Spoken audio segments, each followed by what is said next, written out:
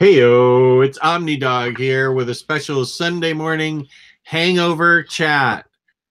We've got Is that what we're calling it? the hangover chat with Omar from Near Mint Condition. Omar, how are you feeling? I'm doing okay, man. Ready to talk about comic books on this fine Sunday morning. I wake up and it's like 10:30, and I'm like, oh my god, feels like it's 5. You seem a little low key right now. A little bit, yeah. No, I'm doing good, man. I'm traveling for work again. This time I'm in Nashville, Tennessee. But I did go comic book shopping yesterday. I went to a few stores and found some good things. They have an Ollie's here, and I think that's the big thing going around right now on the Facebook group. At least is people are finding Ollie's because they bought a bunch of discounted DC books. Like lots of DC books. Yeah, I had never even heard of Ollie's before, but all of a sudden it's all over the Facebook group page. I hadn't either. I never heard of Ollie's. But apparently there's like 20-something locations across America. And so there's one in Nashville. So I went to check it out. And I mean, sure enough, yeah, they had like a bunch of the Batman Artist Edition hardcovers, like the J.H. Williams one, Jim Aparo one. They were all like $4 to $5. They had a bunch of the Green Lantern, Jeff Johns, a bunch of the Justice League, New 52, some miniseries like Amazon's Attack and things like that. So I ended up getting a book, and it's actually one that I was missing. It's the Second Chances, which is the kind of retelling of sorry, I got a light over here. It's the retelling of Jason Todd's origin after Crisis on Infinite Earths. So it's like Batman finding him, like trying to steal the Batmobile's tires, and but none of this stuff has ever been collected, and it was $4. So I was like, yeah, I'll check it out. Like it's got one of my favorite issues though, that I actually custom bound into a New Teen Titans omnibus, but it's got the confrontation of Nightwing with Batman. Nightwing's like, why did you not tell me that you replaced me? Like, see, Nightwing found out through television because the characters hadn't talked in like 18 months. I forgot about that. Yeah, remember that? And that was Jim Starlin. Jim Starlin wrote that. But it was a beautiful like moment, I think, in Bat history when he finally got Bruce to admit that he was just lonely.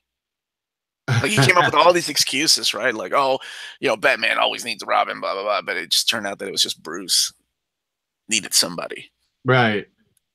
Yeah. Did you get anything else?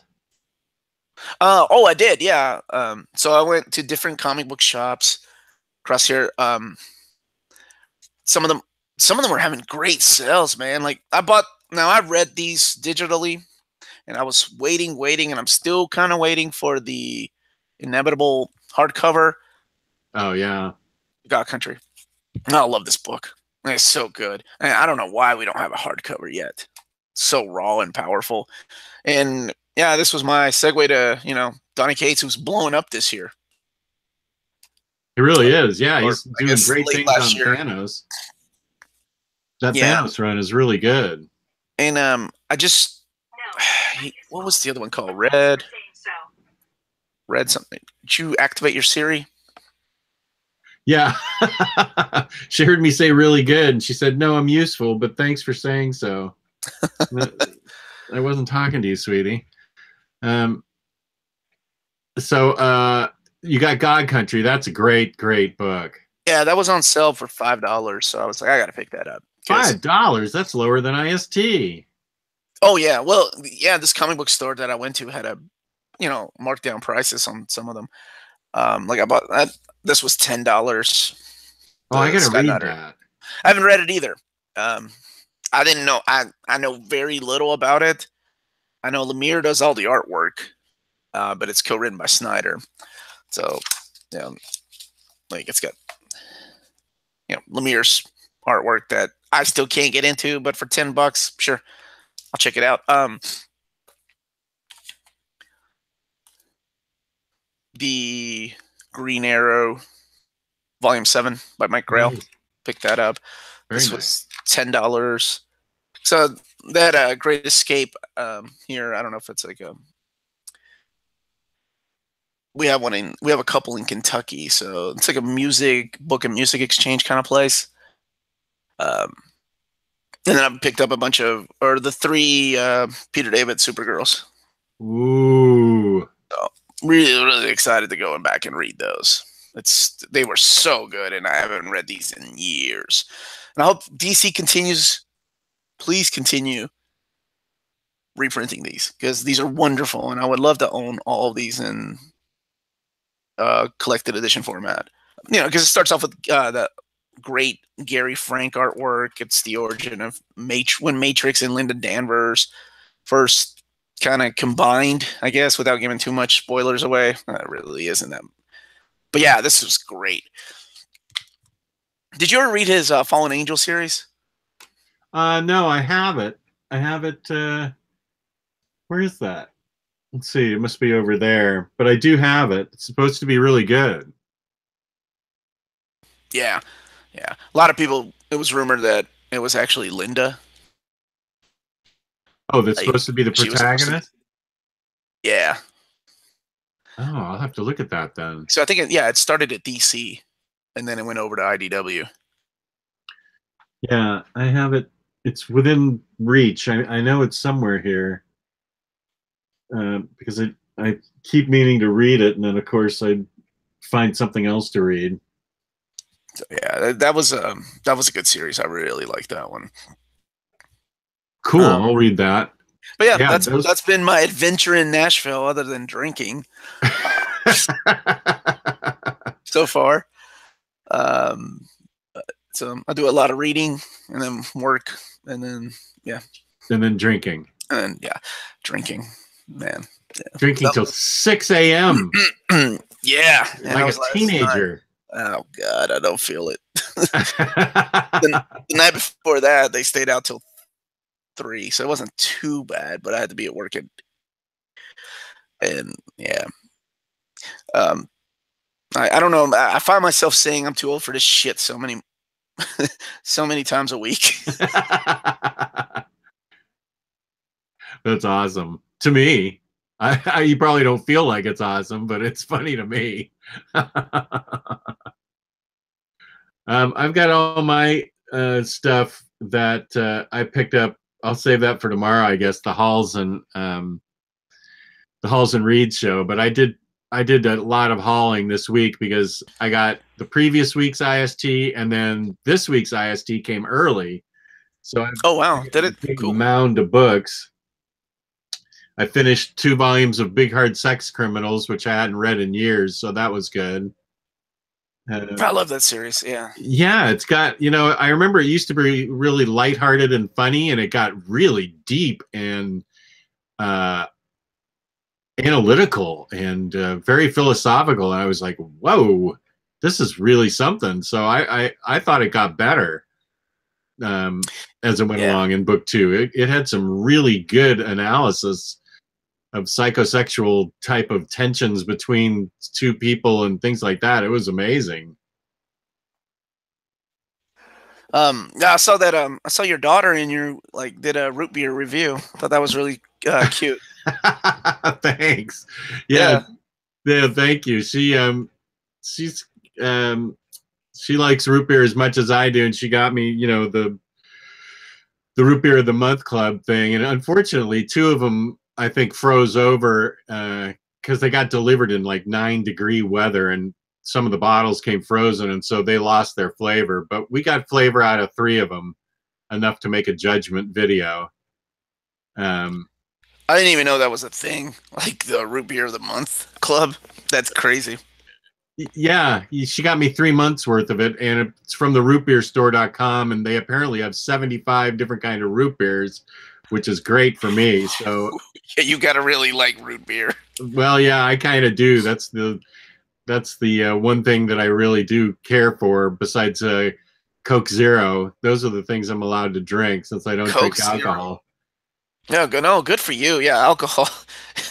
It's probably not sounding that great to you right now either. I don't know if root beers are that much healthier for you than alcohol. Maybe. No. Well, I don't get admonished from my wife for my behavior when I've had 3 root beers. Let me just put it that way. Yeah, root beer never makes your clothes come off. That's right. As a matter of fact, I'm pretty sure it puts more clothes on you. Yeah, they don't pull you over for having had too much root beer. So that's exactly why I drink root beer. Might be triggering, but that's about it.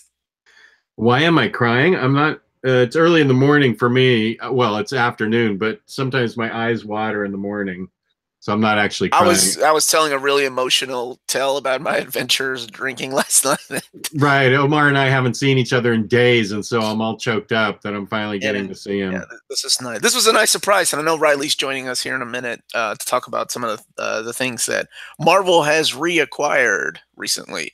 Right, that's right. They're gonna fucking leave Dark Horse bankrupt soon. That's right. So bad for those guys.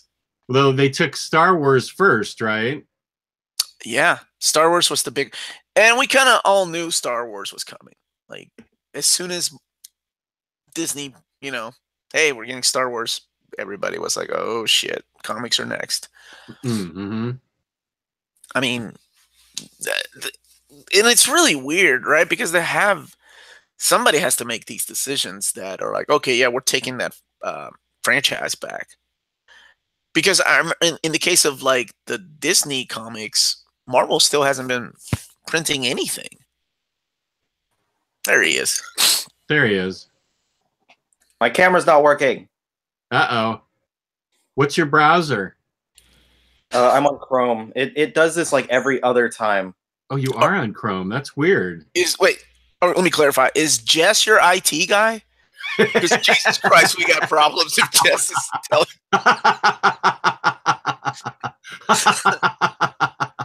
Hey, I fixed my own issue with correcting my videos that I made by signing out of one iCloud and into another. So I know what I'm doing. Man. Yeah, sort of. And Riley, you just restarted your computer. I'm an actual IT guy, so did you reboot it? Yeah, that's what I've been doing. So that's the plan. I'll be right back. Sure, man. We said you'd hear from Riley. We didn't say you'd see him. Apparently. There's a question. Did they get Aliens, or is Aliens still a Dark Horse product? Well, see, I don't know, because Disney now owns Aliens because of the movies, right? Oh, the Fox. Oh, that's what I was saying. I don't know if somebody gets to decide, oh yeah, let's get that property back over here to Marvel. Like, because I was talking about the Disney comics. Like, when Marvel and Disney went to bed together, the first thing everybody did was like, oh man, Boom is putting out some great, Duck and Disney comic books. God, I hope they don't take those comics back. And they did. And the Muppets, too. That's how they got that Muppet Omnibus, because that was originally released by Boom. Oh, okay. They came in and got it. But that was the thing. It's like they haven't done anything with that property. They don't put out any Duck comic books. They don't put out any... they took it from Boom, and now IDW is publishing those books. So it was really weird. It was like, okay... because they canceled Darkwing Duck, they canceled DuckTales, they canceled Chip and Dale Rescue Rangers, and they canceled pretty much every Boom Kids Disney comic, like books and things like that, which were just reprints of older books anyway. But so everybody was like, okay, well, maybe we'll get an omnibus out of this from Marvel or something. But instead, they gave Joe Books the rights to do Darkwing Duck.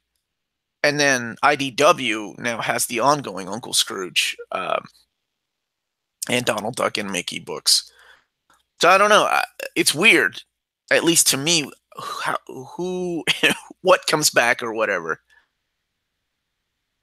So just because Marvel gets the license doesn't necessarily mean that, or Disney gets the license doesn't necessarily mean Marvel's going to be printing it. Maybe, because in the case of Star Wars, we got 3 Omnis out of that. Right. Bam, bam, bam. We got like over 10 epics. So I'll wait for Riley to come back. And let's see. Cuban Groove. Yeah, I did. I was showing it off earlier in the episode. I got a bunch of I picked up a bunch of cheap comics, like some of the stores here at half off sales, or I got God Country for $5, which if you have not read this, you should, because it is a wonderful, beautiful book, and there is no other way to describe it. Correct. I know you guys have talked about God Country, but yeah, it's I don't know why we don't have an oversized hardcover of that out yet. No, actually, I'm excited to go look at my Peter David Supergirls now. They're up in a different part of the house, and I sort of forget about them. So, have you read them? I read them back when they came out. I did too. So I'm excited to reread these, and I'm hoping that DC just keeps future solicitations really made me worry, like, because all my favorite things that DC has been doing for the last couple of years were not in the advanced solicitations. That's not to say they're not coming, right? But it was the Hatchet, whatever catalog that comes out that people always crack and we can't wait to look through and then get our hearts broken or get excited about something. It didn't show any of the things like the Bat Family, like Nightwing, Chuck Dixon's Nightwing, Chuck Dixon's Birds of Prey, Chuck Dixon's Robin, Azrael, of course, because that was always a hard sell. But it didn't show future volumes of that coming out. And I'm like, damn, I hope they continue the line because I really want to finish out Birds of Prey. And they started Jim Ballen's Catwoman, which, whatever. I'll get that. But I didn't see any Supergirl in there either. What I did see was like Peter David's like Aquaman and Young Justice. So I'm like, come on, if we're starting those lines, we got to keep going with all of them. You can't just cock tease me like that, damn it. So I guess we'll see. I'm hoping those advanced solicitations are just a small glimpse as to what's to come.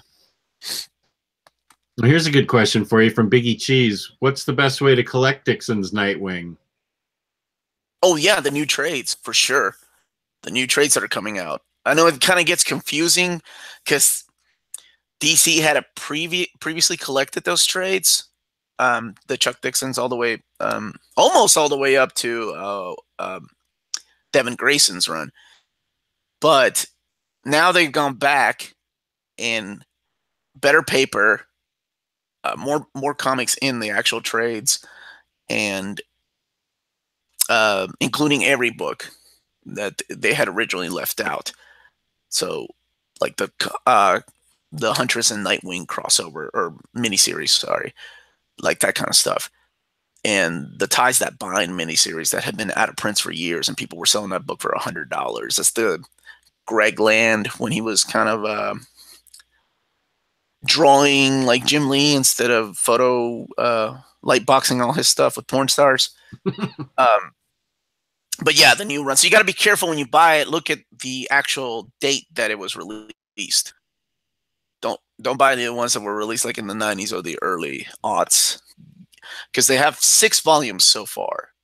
But of the original Nightwing, they had 8 or 9 volumes. So it gets confusing if you're purchasing them for the first time. So make sure you look at the date released. Biggie also has a question: a fun, short, sweet Marvel upbeat series to read. Which would you prefer, Matt Fraction's Hawkeye or David Walker's Power Man and Iron Fist? I haven't read Power Man and Iron Fist. I have read Matt Fraction's Hawkeye, and I loved it. That is a real fun series. I don't know how you feel about those two choices, Omar.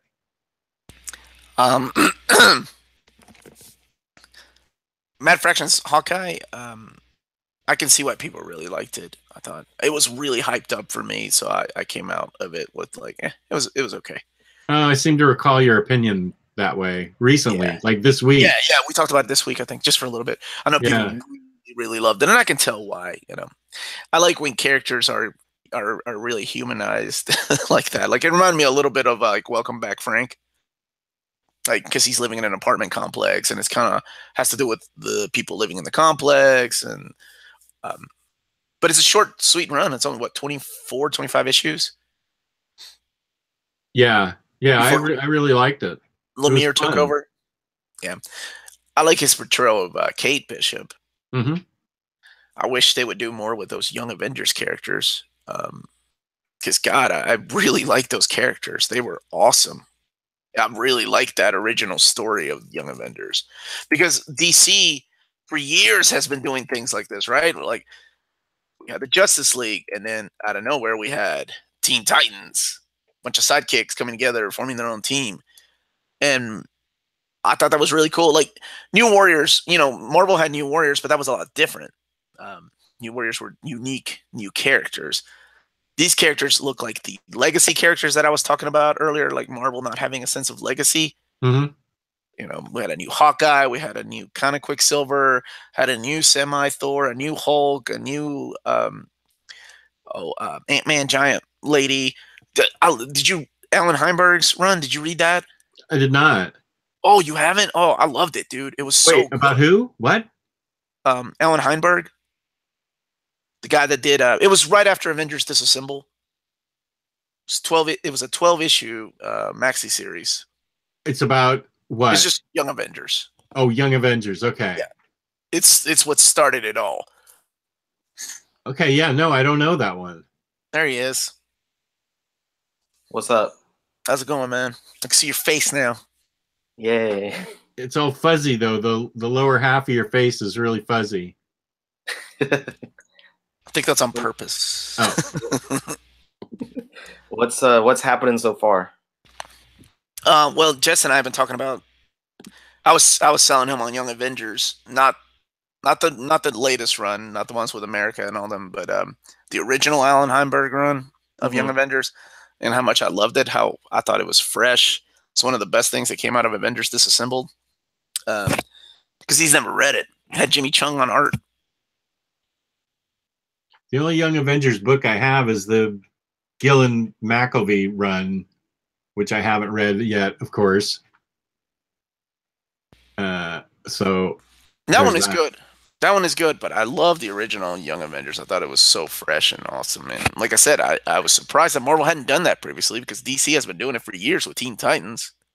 I mean, that was your first chance at legacy. Had the kid, what's his name? Justice, first, what was it? Oh gosh, the African American kid that got his grandpa's blood transfusion, or Patriot, yeah, from The Truth. Like his grandfather was a character from The Truth that was the original testing subject for the Captain America project, because they were testing on African Americans. I thought that was cool. Wasn't that one Kyle Baker did that? Did he do The Truth, Kyle Baker? Yeah. And unfortunately, that book had some of the most horrendous artwork, so it didn't sell. Was it his like digital art that he tries to do? Oh, I can't remember. I blocked it out because it was so bad. I like Kyle Baker's art. It wasn't good though, huh? Well, I don't know if he was the one that did it. I just remember not liking it. Hey yo, what up? We got a Grand Slam. Man, this is like the first time all of us have been on a show in like 35 years.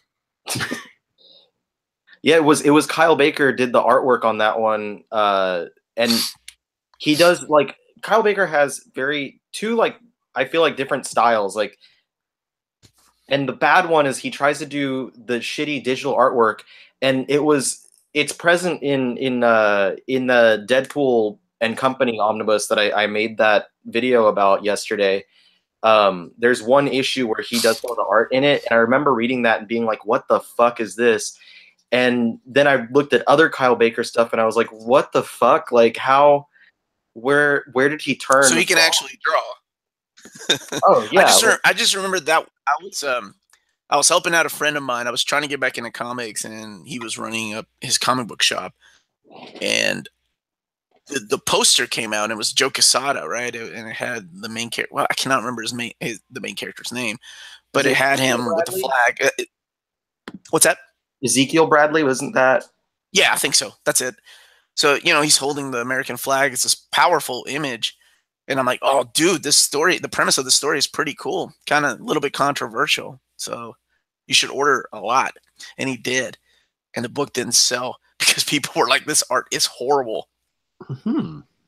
Well, here's Kyle Baker's Plastic Man I have, which is like a favorite of mine that I kind of stumbled upon randomly. And his art in here is very like Ren and Stimpy show artwork. Ah, okay. And it's so different. But then also, like, he does, for instance, like Nat Turner, which was like a nonfiction book that he did, where the artwork was very like set in realism.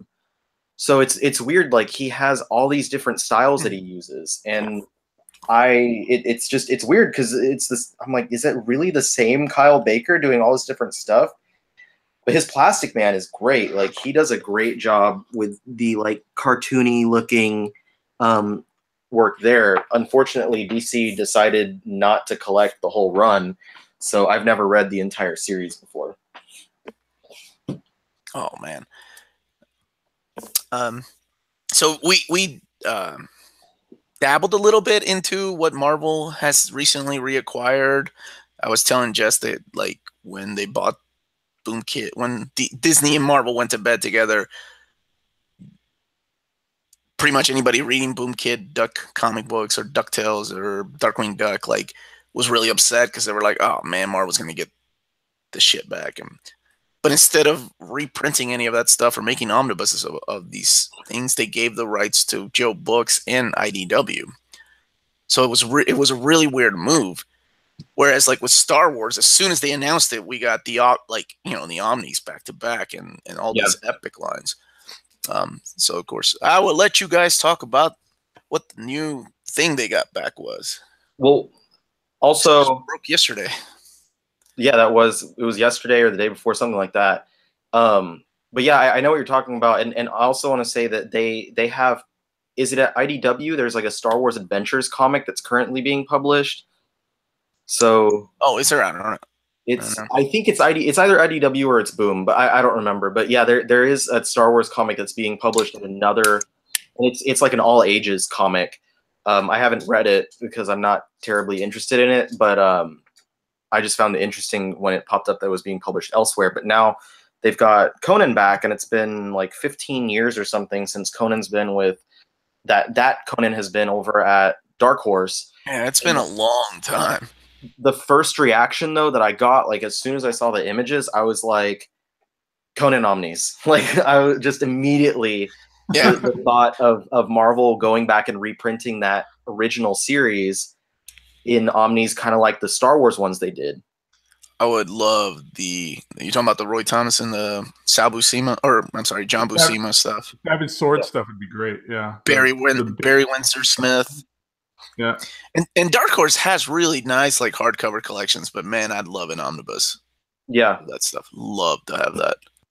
And as I understand it from people who've been trying to collect all the classic stuff, it can be hard to find. And this would alleviate any stress in trying to find the whole run. Because it was a long series. I've never read it, but I've been told how great it was. And it's always been something that I've really wanted to read. But because it's something that's not exactly easy to acquire, I've never delved into it.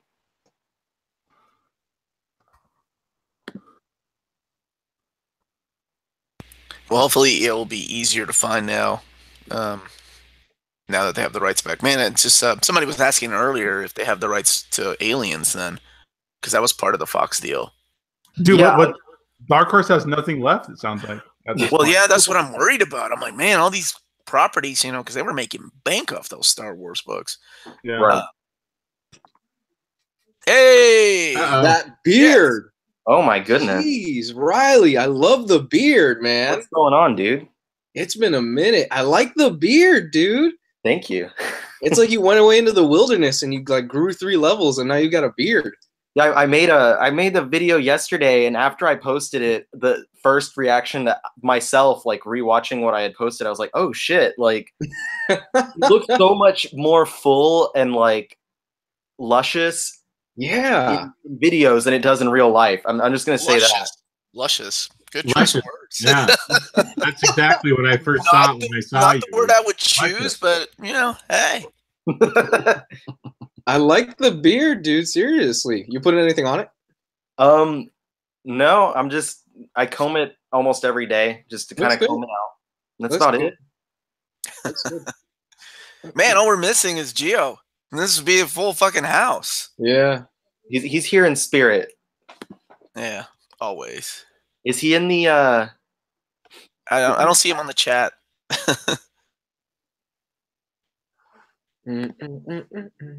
Well, so we were saying about with the Fox acquisition, Alien was part of Fox. So is that going to go from Dark Horse over to Marvel? And is Predator also part of that? Predator is also part of that. Yeah. How about Terminator? I think Terminator is Warner Brothers, isn't it? Is it? I don't know. I don't know. Different studios own different. Who owns the rights to Terminator? Well, was Dark Horse doing X-Files too, or is that IDW at one point? I think that's IDW. That's IDW. Yeah. Well, again, that's another property that might go away from another publisher. But maybe So, it's MGM and Orion Pictures, and yeah, because I remember the box set, the Blu-ray box set of Terminator was a huge deal because it was the first time that a couple studios got together to make this exclusive Best Buy box set. So it's kind of out there.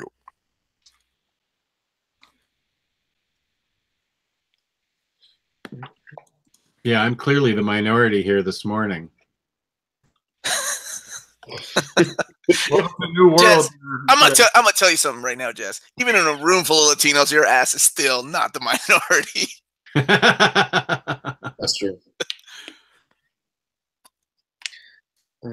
But I want to bring up the topic that I mentioned before we started the video. Is this the Sarlacc pit? So, does the Sarlacc pit have an anus?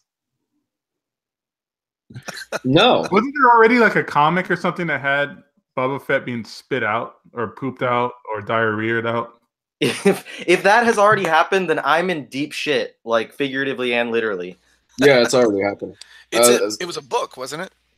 I thought it was a comic where like it showed Boba Fett he survived in the Sarlacc pit for months based on like the stuff he had on his suit, and eventually he got out of it because the Sarlacc spit him out or something like that. But does it spit him out or does it shit him out? Spit, as far as I know. Because what I'm thinking is, okay, this is I've been thinking about this since yesterday, Which is disturbing in itself. No, But you it's spent not. almost 24 hours on this. Fantastic. You did not share this with your wife, did you? I believe I did. Oh. God bless her. So I was thinking How about high are you? I was thinking about this yesterday. I was like, because a while ago I asked the group like what Star Wars comics you'd like to see, and someone, I don't remember who, so I'm sorry that I don't remember, but someone said "Welcome Back, Fett" by Garth Ennis. So Boba Fett coming back by Garth Ennis, and I was like, phew. And so I started thinking about it yesterday, and I was like, in true Garth Ennis fashion, how would Boba Fett come back? He'd get shit into Tatooine Desert at the Sarlacc pit. And that's the beginning of the comic right there. That actually sounds like something Garth Ennis would write. Exactly. I was It really does. If Garth Ennis was to do anything for the opening pages of a Boba Fett comic, it would be Sarlacc shitting him into Tatooine's deserts. And then Boba getting up and being like, what the fuck? And then wanting to go, I imagine that he wants to go get Han Solo, but blindly hitting him into the pit. What a stupid way to die. He'll have like a flashback, and it'll be this like flashback of Han Solo standing there, Boba Fett, where? And then that asshole, and then he just goes on this like cross galaxy mission to go find Han Solo, and maybe bring together like Dengar and Bosk and IG-88 to have like a Bounty Hunter Bros Day or something. I'd watch a movie with those four motherfuckers. Yeah, that'd be really cool. Kind of like a buddy cop movie. Yeah, like a galaxy road trip, you know. What if instead they did an ongoing mockumentary TV series in the style of Dog the Bounty Hunter, but it was like Dengar the Bounty Hunter? I like that idea. I'd watch that too. If it was like a Fear and Loathing in Las Vegas type of movie, that'd be great. Fear and Loathing in Tatooine. Yeah, where they got just like a trunk full of like weird space drugs or something.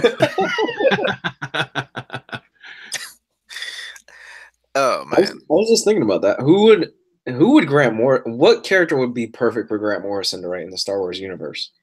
He would write the Sarlacc Pit miniseries. You're talking over my head, man. Star Wars? I don't know. Sorry.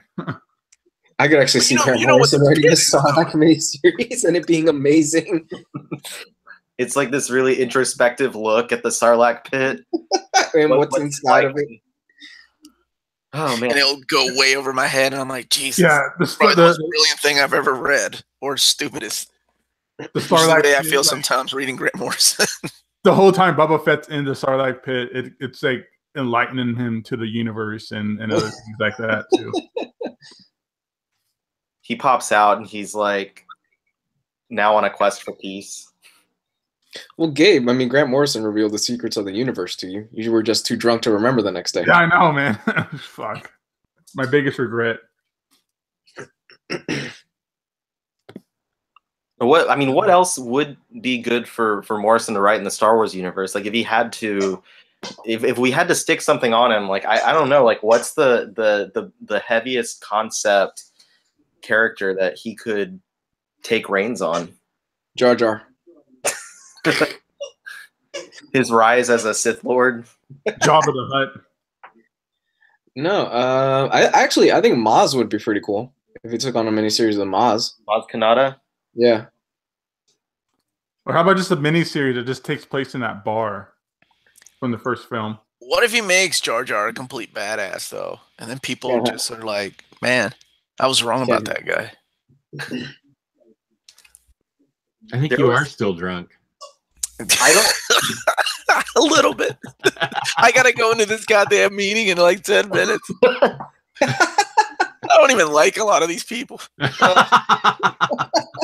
Well, it's work people. You're not supposed to like them. Some of them are cool. These motherfuckers kept me up till 6 o'clock in the morning out drinking here in Nashville. Ugh. What was this last night? Yeah. The night before it was 3:30, but it wasn't that bad because I had to be at work at 9. But today I'm just feeling it. Is it just a meeting and then you can leave, or you got to stay the whole day?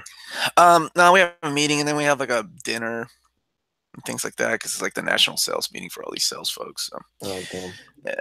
Nah, just take a couple shots before you go, man. It'll just kind of level you up. up. The dog, man. Yep, that's what I did yesterday. I just stayed drunk the entire fucking time. Everybody can be drunk all day if you're not drunk in the morning, sir. Yeah, I've seen people at work like come in still drunk and progress into hangover throughout the workday.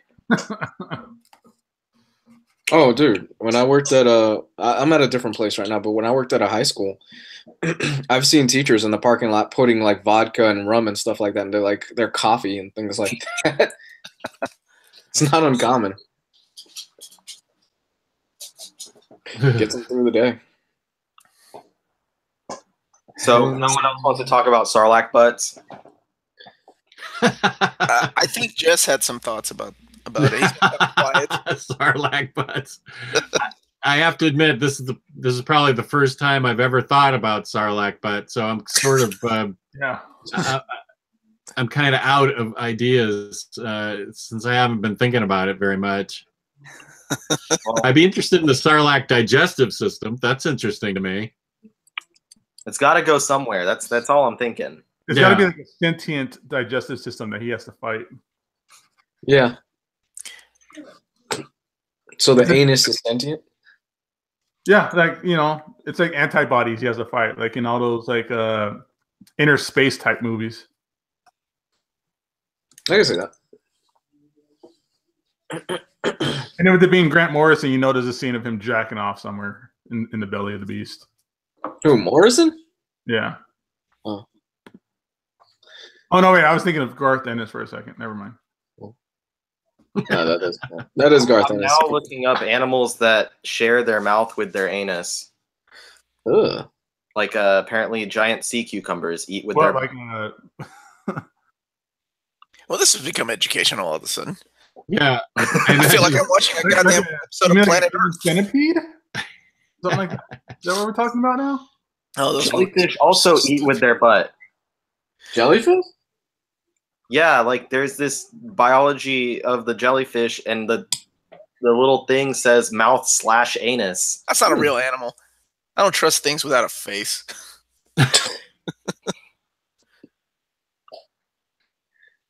This strange worm's mouth is also its anus.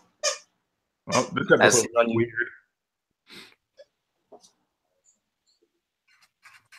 Top 10 cute animals with disgusting toilet habits. Let's talk about how baby birds don't have eyelids and they're not really chirping. They're screaming from the sun burning out their eyes. Is that true? What I was told. Oh my god, this got dark quickly. That's fuck. I don't think I watched that episode of Planet Earth. Hey Gabe, are you planning to come to Orlando in May? No, man. Works with all these conventions and stuff going on, or signing. Oh. Who's reverbing? Not me. I don't know. Not I. Hear something now. I don't hear it anymore. It's Riley. Yeah, it's Riley. Okay, I'll go get my headphones. Ooh, Chewy. Who do we have coming in?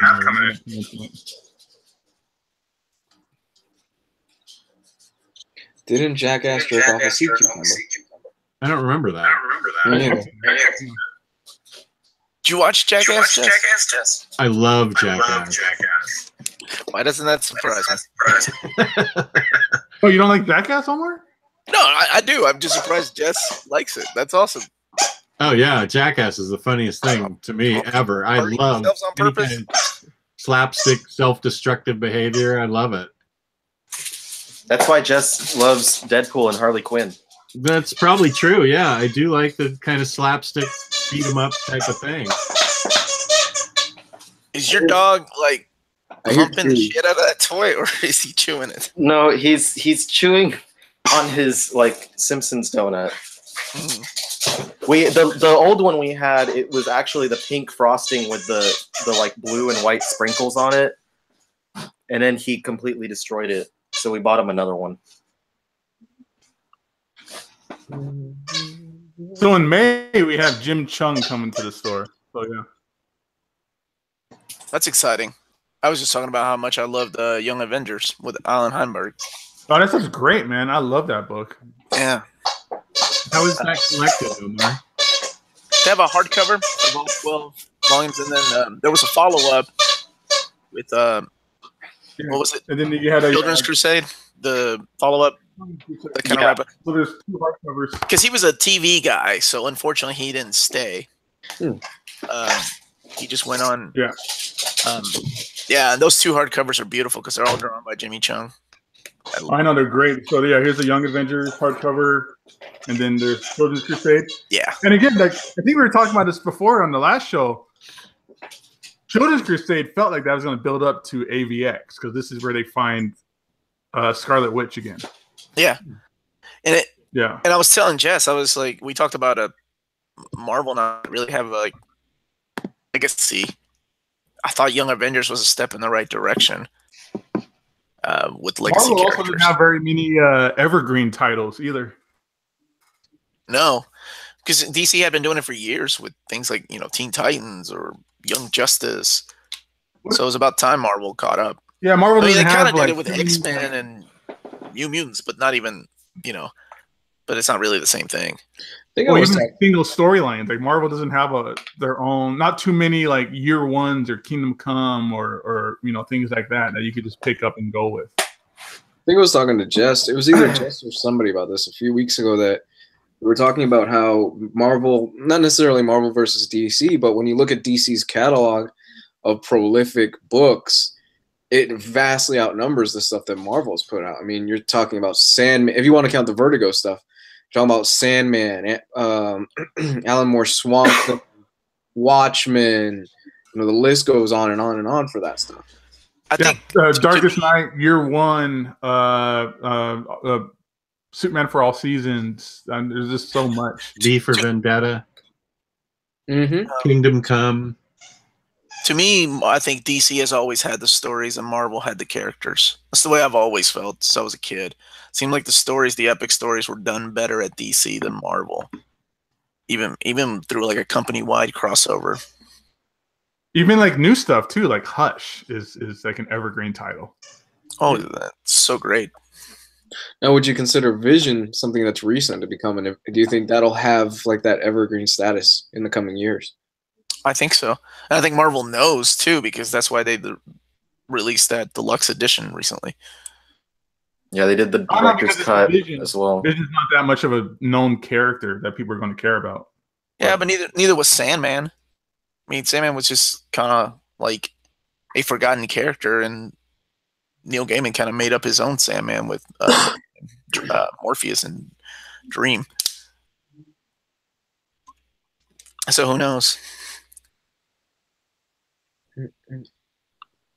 Isn't Morpheus back in the DC universe right now? Like he's playing a part in some of the stuff that's going on.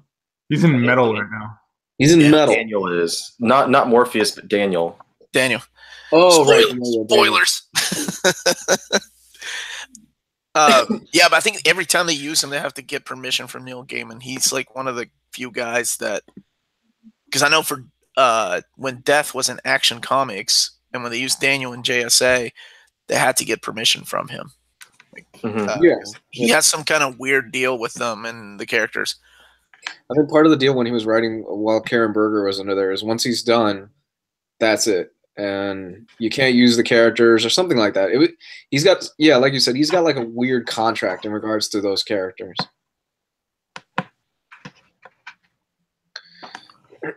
I had some thought about something before. You sound like I did earlier. Looking for a short, sweet, upbeat Marvel run. Which one would you prefer, Matt Fraction's Hawkeye or David Walker's Power Man and Iron Fist? We already answered that. Well, you and I did. And now we have 10 other people on the show. Okay. For me, it's a Power Man and Iron Fist. I didn't care for the Kate Bishop stuff. I'm going to say Hawkeye. Gabe, please. I found Kate Bishop to be annoying. I didn't hear. I'm sorry. I was in the chat. Oh, we're answering between Matt Fraction's Hawkeye and the David Walker run on Power Man and Iron Fist. Which one?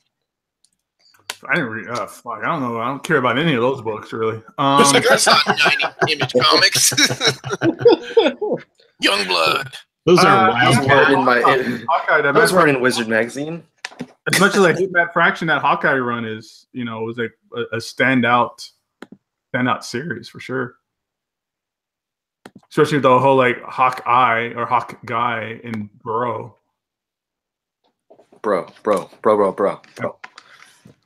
Oh yeah, I think I found that funny for like one issue. The tracksuit Russians. People really like that shit, so whatever. Yeah. Like Jess.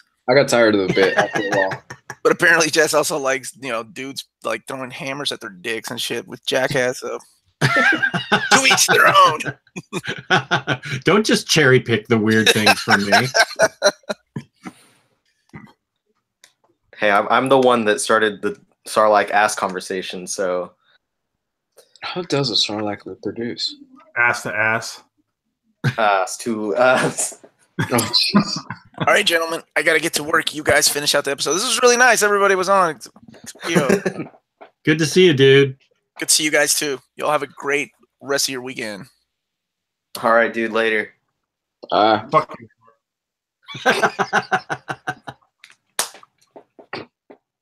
Thoughts on Fox delaying New Mutants to February 2019?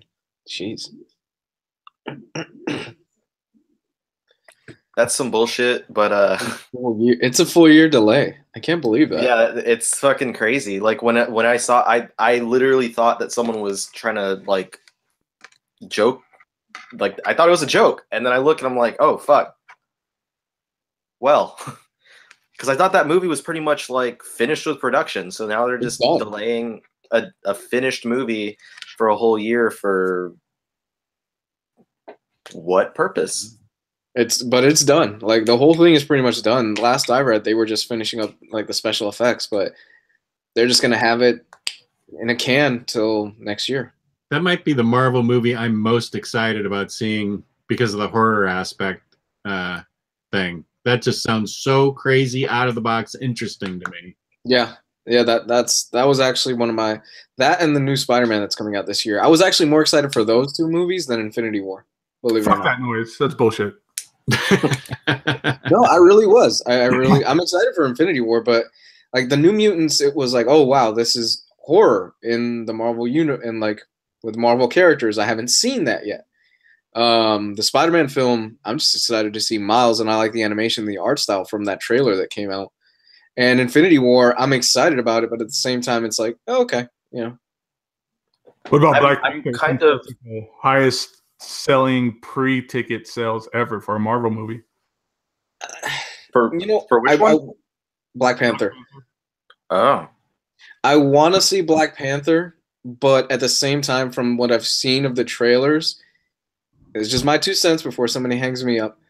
I'm poor choice of words. I know, very poor choice of words. I'm not crazy about it. Like from the trailers, it just looks like another run-of-the-mill type of Marvel film where it's like, oh, well, he's got a Black Panther suit now, and I'm going to fight him at the end of the film. I can see that. I mean, I don't watch too many trailers, but I can't really tell who the villain is. Or I think the only thing I'm looking really forward to in Black Panther is that's going to be. I'm hoping that that's the movie that builds up to Infinity War. Because in the Infinity War trailer, you see like a lot of the Wakanda like soldiers and fighting going on and stuff like that. I'm just going to connect dots that aren't there and say since Marvel or Disney bought out Fox, that they're going to shelve New Mutants forever, and we're never going to get that New Mutants movie. Just to play devil's advocate. That's what I'm scared of, honestly. Like really, because when that delay, I was like, "Are you joking?" And then I was like, "Oh, it's real." And the only thing I could think of for any reason would be they're just not going to release the movie.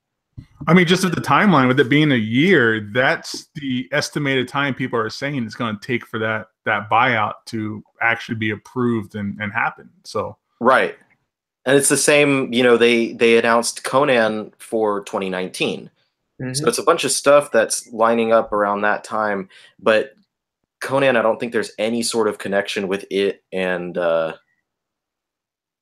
Fox, so that I don't think they're linked. What's the release date? Like, what's around that time? That 2019. We've got another Infinity War coming out, right? That's part 2 of Infinity War comes out that year. What else comes out in 2019 as far as Marvel? Because what they might do is, you know how they are, that everything's got a tie-in. So they might go in, make some reshoots or something like that to try to add a few more things to tie into it.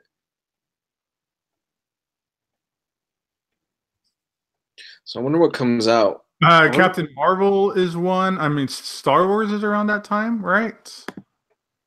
I just have a link here of like movies coming out in 2019. Or maybe they want for New Mutants to be out after Dark Phoenix for one reason or another. When is Dark Phoenix? Because Dark Phoenix is in November. This year? Really? Yeah. So maybe there's something that they're like, hey, we should probably not have this until after that movie. Like maybe there's something in the timeline, like because I don't know when New Mutants is supposed to take place, but maybe it's meant to be after Dark Phoenix, and they decided to be less confusing. That's the best idea I could think of that does not damn the movie and just throw it out. Never to be released. Yeah. February next year is a kind of a lame month other than the Lego movie. But then right after, because New Mutants is February 22nd, March 1st is How to Train Your Dragon 3, and then Captain Marvel. Is New Mutants rated R? Or is it a PG-13 horror movie? I don't think it's been rated yet. That'd be cool if it was R. Or you know what? Maybe Marvel just they're not confident in it. They saw an early cut of it and they're like, look, this isn't that great. We just bought the X-Men license. We don't want it to be any more tarnished or anything like that. And just like, let's hold it back. Or maybe Fox That's also possible. And that's like their last nut. And that's why they're holding it till next year. They don't want to just blow everything in 2018 and then their 2019 becomes weak. And maybe they're just, they're just biding their time. Because they also delayed Gambit, but Gambit's like the movie that no one believes is going to happen anyway. Yeah, it's not. I'm still convinced. The director dropped out of it like last week or something like that. I have hope. Okay, so we have Dark Phoenix this year. We have New Mutants next year. Maybe they're trying to just space out the mutant stuff. And Deadpool is also this year. Is Deadpool this year? Yep. Yeah. They just moved it up. They moved everything back, and they moved Deadpool up. Yeah, Deadpool's in May. Right? 2 weeks before Infinity War. Something like it's after Infinity War. Okay. Because I know a lot of people were saying that it wasn't the best idea to like stick it right next to Infinity War because it'll affect the sales. Probably, but Homecoming sequel is in 2019. Yeah. Yeah, it's 2 weeks after Infinity War. It's May 18th. Infinity War is May 4th. And July 27th is Teen Titans Go to the movies. Oh yeah. I'm in. And Mission Impossible 6, so it's going to be kind of a hair splitter right there on what to go see. But October 5th. Speaking of Ant-Man and like Marvel movies, Ant-Man and Wasp, I have like zero like interest in that movie of all. Really? Things. I'm looking forward to that. Oh, dude, Evangeline Lilly's Wasp. You're going to want to see this. I know. I mean, she was hot and, Lost and everything like that. But I'm looking forward to that more than Infinity War. I was so disinterested in the Ant-Man movie, like more than I was like Thor: The Dark World.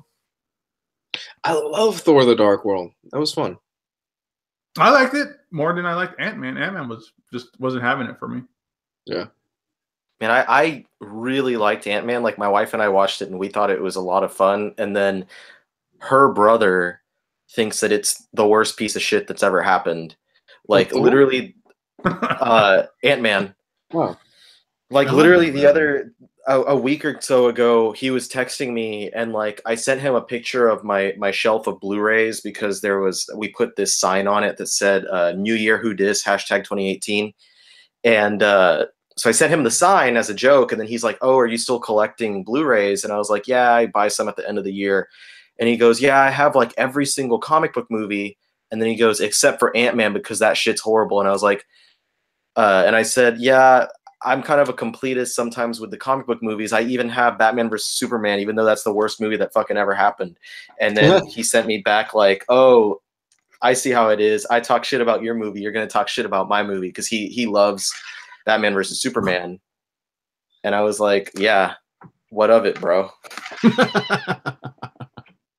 That's fine. Well, I'm the same way. I don't own Ant-Man. I own all the other Marvel films except Ant-Man. I don't own Iron Man 2.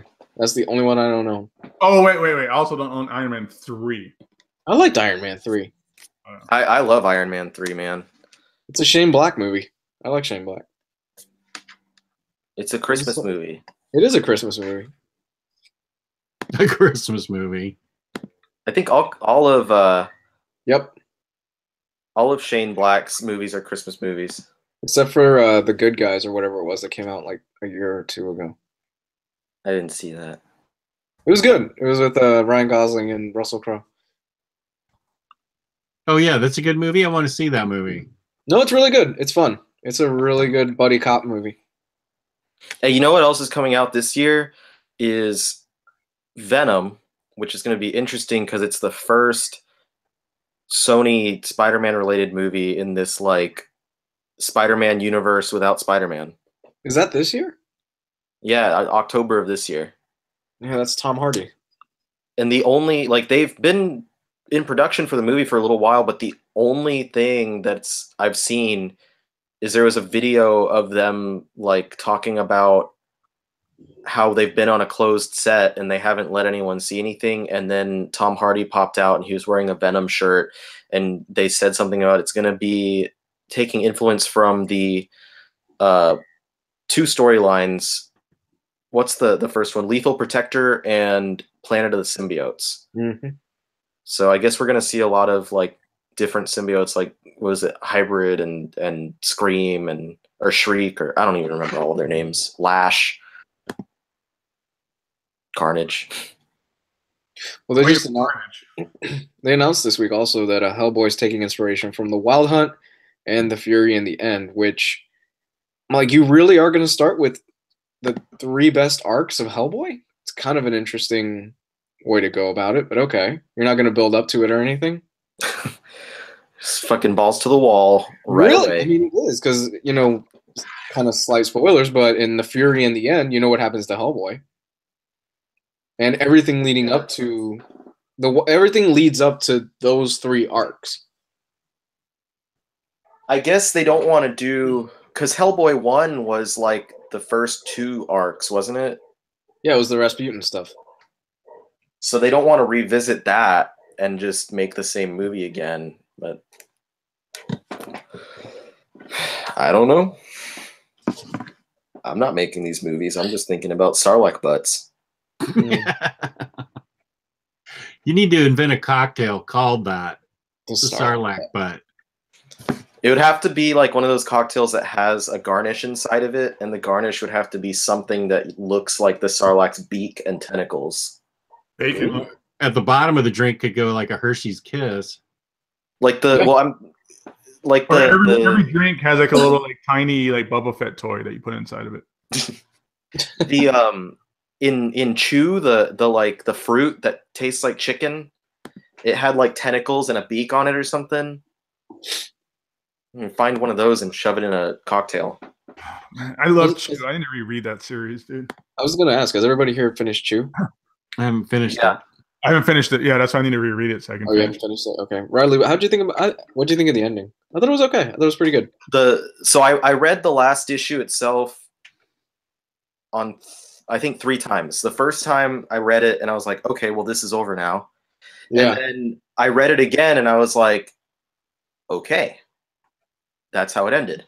Like, I got a little bit more out of it. And then the third time was when I was going through, like, kind of quickly skimming through and rereading parts when the 6th hardcover came out. And I started seeing different things that I had not really paid attention to. And I was like, oh, that's how it ended.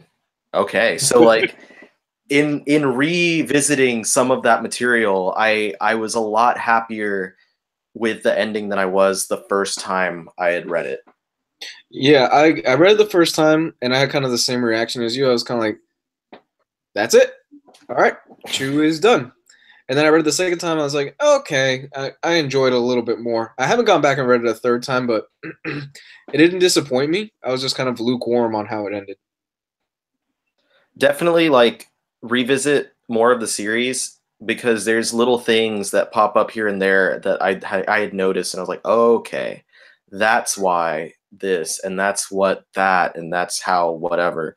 So that made it a lot more of a satisfying conclusion. And one of the reasons I wanted to go back and visit it was because even from the very beginning of the series, John Layman was like, from the first 2 arcs, he was like, this is going to be a 60-issue series. I'm already laying out pieces towards the conclusion, like in the first arc.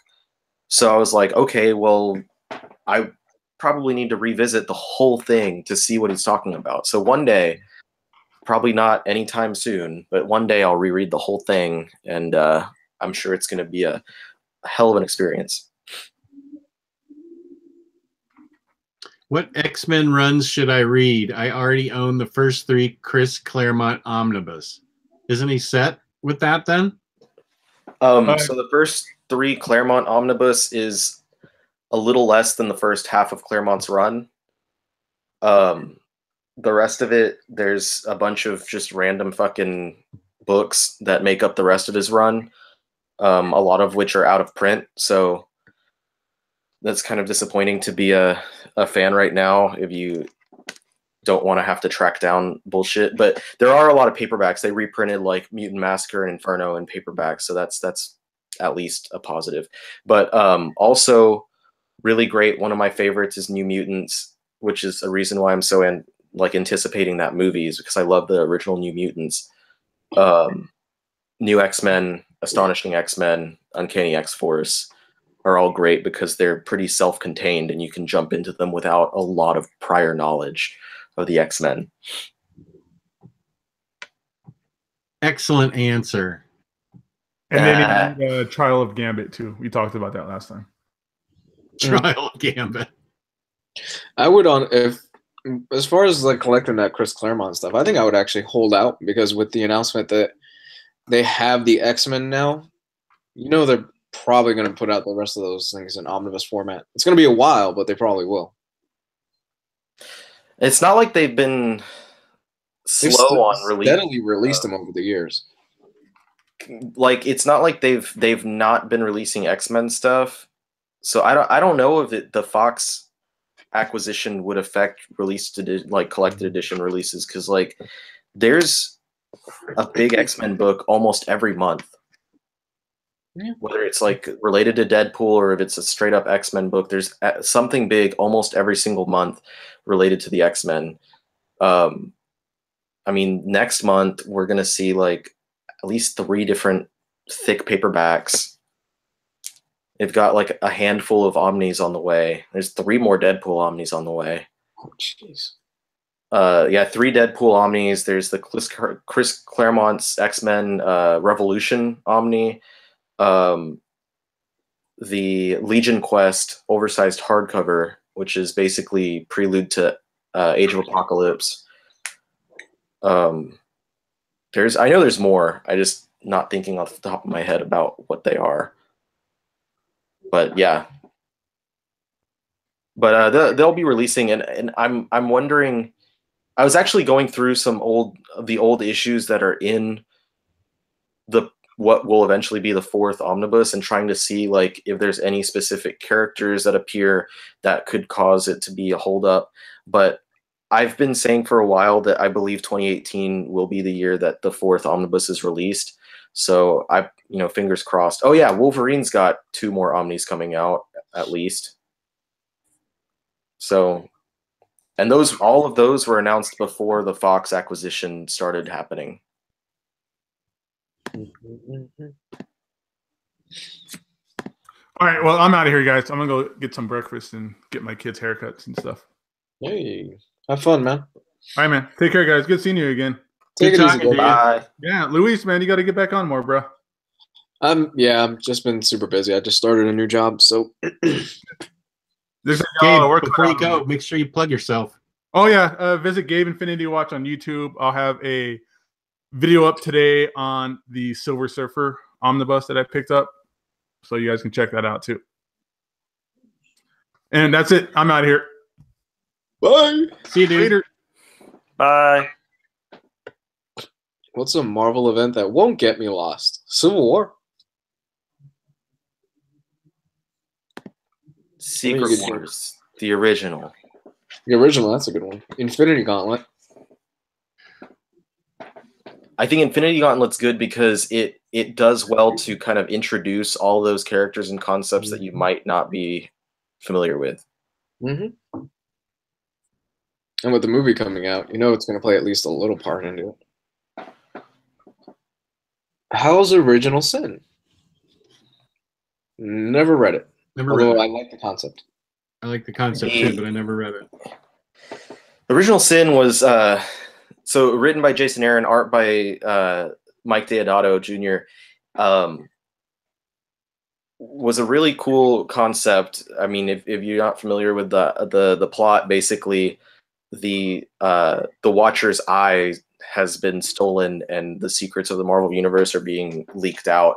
So there's a bunch of different storylines. The tie-ins are basically like, for instance, Spider-Man finds out about Silk and stuff like that, like different storylines dealing with the secrets of the past of these characters that are now coming to light. But the main event series was mostly like the characters going after whoever stole the eye and trying to get them. And so the main event itself was not really as exciting as it could have been, but it did lead towards some cool developments for certain characters, like Nick Fury becoming turning from the Man on the Wall to basically the new Watcher called the Unseen. And you got, that's like officially where Nick Fury Jr. took place of Nick Fury OG. And Winter Soldier became the new Man on the Wall. Yeah. And then this is storyline specifically where Thor loses his hammer. So it led to a lot of cool stuff for like the future of the Marvel Universe, but the story itself there like was just kind of empty feeling. Did that lead into Jason Latour's Winter Soldier stuff? Because that stuff was pretty badass. Jason Latour's run was before this, but the one that followed this was Ellis Cott Okay. and Marco Rudy. Yeah. That's the one where Winter Soldier was really trippy and like he was in space and shit. IQE, he even got a comic, Jimmy Corrigan, from a cousin. I'm so sorry. Your favorite writer. I'm so sorry. Your cousin, does your cousin hate you? Oh, that's funny. Jeez. I feel like I missed something. Louis, one of the people in the chat just got a Jimmy Corrigan book, and Luis hates Chris Ware. I think the last time we talked, Luis talked about his hatred for Chris Ware. If I met him at a con, I would slap him with a glove and challenge him to a duel. I didn't know it was that bad. I don't think we're going to ever get him on this show, so I think we're fine. I actually happen to like Chris Ware, so I don't. I'm not going to go up against Luis in a glove slapping fight about it, but I'm just going to say I do happen to like Chris Ware. Hey, Riley, did you read X-Men Grand Design? Is it any good, and would you recommend reading it? Yeah. So I've talked about the first issue at least on 2 different occasions, but I read the second issue, and I guess I can just say it continues to be really fucking great. It's the best thing I can say is like mostly it's for someone if you're already a fan of the X-Men. Like it's not really if you're like, oh, I just want to know about the X-Men, because it's not like the way that it's written, it's told from the perspective of the Watcher, and he's just telling all of the events in chronological order of what happens to the X-Men. And it's really cool as a fan of the X-Men because you start seeing all these things come together like in chronological order. So storylines that might have been, you know, from way later in the chronology, and they're like, oh, well, this is happening because way back then this happened. And then he puts that in order. So I mentioned last time, for instance, in the first issue, you see the plane or helicopter or whatever that the Summers family was in when it blows up. You see Scott and Alex jump out, and then you see a Shi'ar ship come over and take Chris, their dad, and his wife into space. So that later, way later on, we find out that that's what happened in the actual comics. But in here, you see it play out chronologically because it's just the Watcher saying like, well, this happens, and then this happens, and then that happened, and then this happens. And there's like a little bit of dialogue in between. So it's this really cool, just the facts, historical look at the history of the X-Men, basically from Charles Xavier's birth, and now we're sometime, I think they made it to, in the second issue, it ends with the X-Men going to Krakoa. So basically the beginning of the giant size X-Men. And they're going to do the next issue comes out, like, I think It was supposed to come out at the end of this year, but it's going to come out in the middle of this year now. It got pushed up because of how popular Grand Design was. Jess, did you read Action Comics Rebirth? Thoughts? Yes, I loved Action Comics Rebirth. I liked it even more than Superman, although I really like Superman Rebirth a lot. If I'm thinking right, Superman was written by Dan Jurgens, I believe, and Action was written by Peter J. Tomasi. Am I getting that right? No, Action is by Dan Jurgens and Superman's by Tomasi. Oh, well, then I got it wrong. I like Superman better than Action then. But I still enjoyed Action, but Superman was the better book for me as far as Rebirth go, because Action was just one big punch-out, which is all Dan Jurgens ever seems to write, is just big punch-outs between Doomsday and Superman throughout the whole book. So I found that kind of tedious. It was super 90s style, just straight action. I mean, it's called Action Comics, so. Well, I guess that's a good point. And I was really disappointed. I liked the very first few issues, and then I got really disappointed in the series for the rest of like the first year. And then when they got to the storyline, the Oz Effect, that one was pretty interesting to me, and especially the storyline now that came from the aftermath of the Oz Effect. That's where it started really. Like, I'm actually looking forward to reading Action now. Sometimes more so than Superman, because Superman's kind of slowed down a little bit, but I feel like Superman will read better as a collection later on, whereas Action, I'm not sure it will still hold up. It really just depends on how these arcs play out. Has anyone read Batman No Man's Land? I have it, but I haven't read it. And I have read Batman Eternal, and that was pretty good for Snyder. It was pretty good. But I haven't read Batman No Man's Land.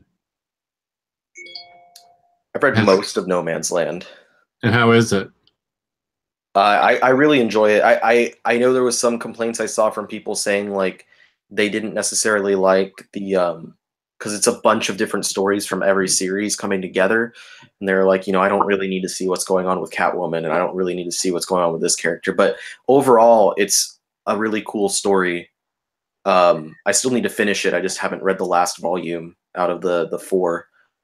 And then as for Batman Eternal, it was pretty good, but I felt like 52 issues was way too many for what it worked towards. But essentially, if you're curious as to what Eternal is, it was being published during the year that they were publishing the 0 Year arc. So it was like basically it tied into it a little bit. Eternal takes place between the Joker stories, between Death of the Family and Endgame, and that's the bridge between those two storylines that takes place in the current timeline. And then 0 Year was a whole year worth of story that was taking place 6 years ago or so. Okay, awesome. Any good Magneto comics besides Buns Run and Testament? Magneto, after the solo run by Cullen Bunn, was a focal character in Uncanny X-Men by Cullen Bunn, and now he's a focal character on X-Men Blue, also I believe by Cullen Bunn. So those 3 series are kind of the same run in a way. I don't know anything else though where he's like the main character outside of those. Like obviously he's been a great villain in a lot of different places. He joins the X-Men in Matt Fraction's run, if you want to read that, I guess. Okay. Here's an odd opinion. Guys, Butterfinger or Clark's Bar? I've never had a Clark bar, so Butterfinger. Clark bar. I've had a Clark bar. I know I've had a Clark bar, but it didn't resonate with me enough for me to even remember it right now. So I'm also going to say Butterfinger. Yeah, I'm going to have to go with Butterfinger also. Just can't go wrong with a good Butterfinger. No, Rob is a bit of he imports lots of American candy and stuff, so he likes to get our opinions on American candy. Are you joining the Oreo of the Month Club, Jess? No, I am not. Oh. I already did a test, not a test. I did a taste test video on Oreos, and that was enough. I saw your root beer taste test. Oh, did you? Yeah, my daughter had fun doing that. What new 52 content are an omnibus or absolute form? Peter Tomasi's Batman and Robin just got the omnibus. Absolute Wonder Woman by Azzarello and Chang. Volume 1 is out. Volume 2 is out next month. Yeah. Scott Snyder's, a lot of his Batman stuff got the absolute treatment. No, just Court of Owls. Just Court of Owls. Yeah. The Flash by Manipul and Book Gelato. Grayson from King and Seeley. Jeff good. Johns' Green Lantern. Justice League Darkseid War. Dial H was in a deluxe. Green Arrow by Jeff Lemire. Batman and Robin already? What up? Did you already say Batman and Robin by Tomasi and Gleason? Yes. Yeah, that was the first one that Luis mentioned. Swamp Thing by Scott Snyder has a deluxe edition. Although I can't believe all that I have. I can't believe they haven't put out a Lemire Animal Man deluxe edition. Yeah. Those two runs tie in so much. You missed the most important one, Riley. Harley Quinn. Harley Quinn. Oh, that's the one I don't have. Oh, how are we friends?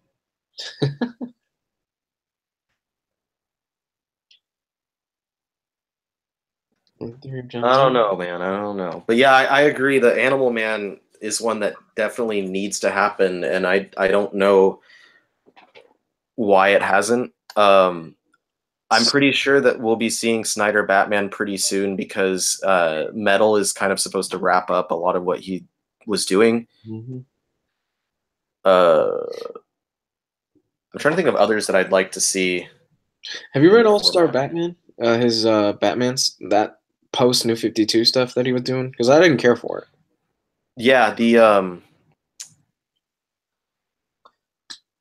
I enjoy it. It's hard for me to say about because I enjoyed the first arc. Personally, I think the second arc is the strongest of the three, and the third arc was also pretty good, but it didn't leave as much of an impression as the other two. But Metal is just out of this world. Oh, I read the first issue, and I'm like, this is batshit insane. I can't wait to read that. It's just everything coming together, and Snyder really trying to pull a Morrison as far as like digging into the past of the character. I agree that Red Lantern needs an Omni. I made a Red Lantern Omni. Is that the Charles Soule run? Yeah, he did like the second half or so. Peter Milligan did the first half, which a lot of people like to bust on it, but I still liked it. The Peter Milligan run.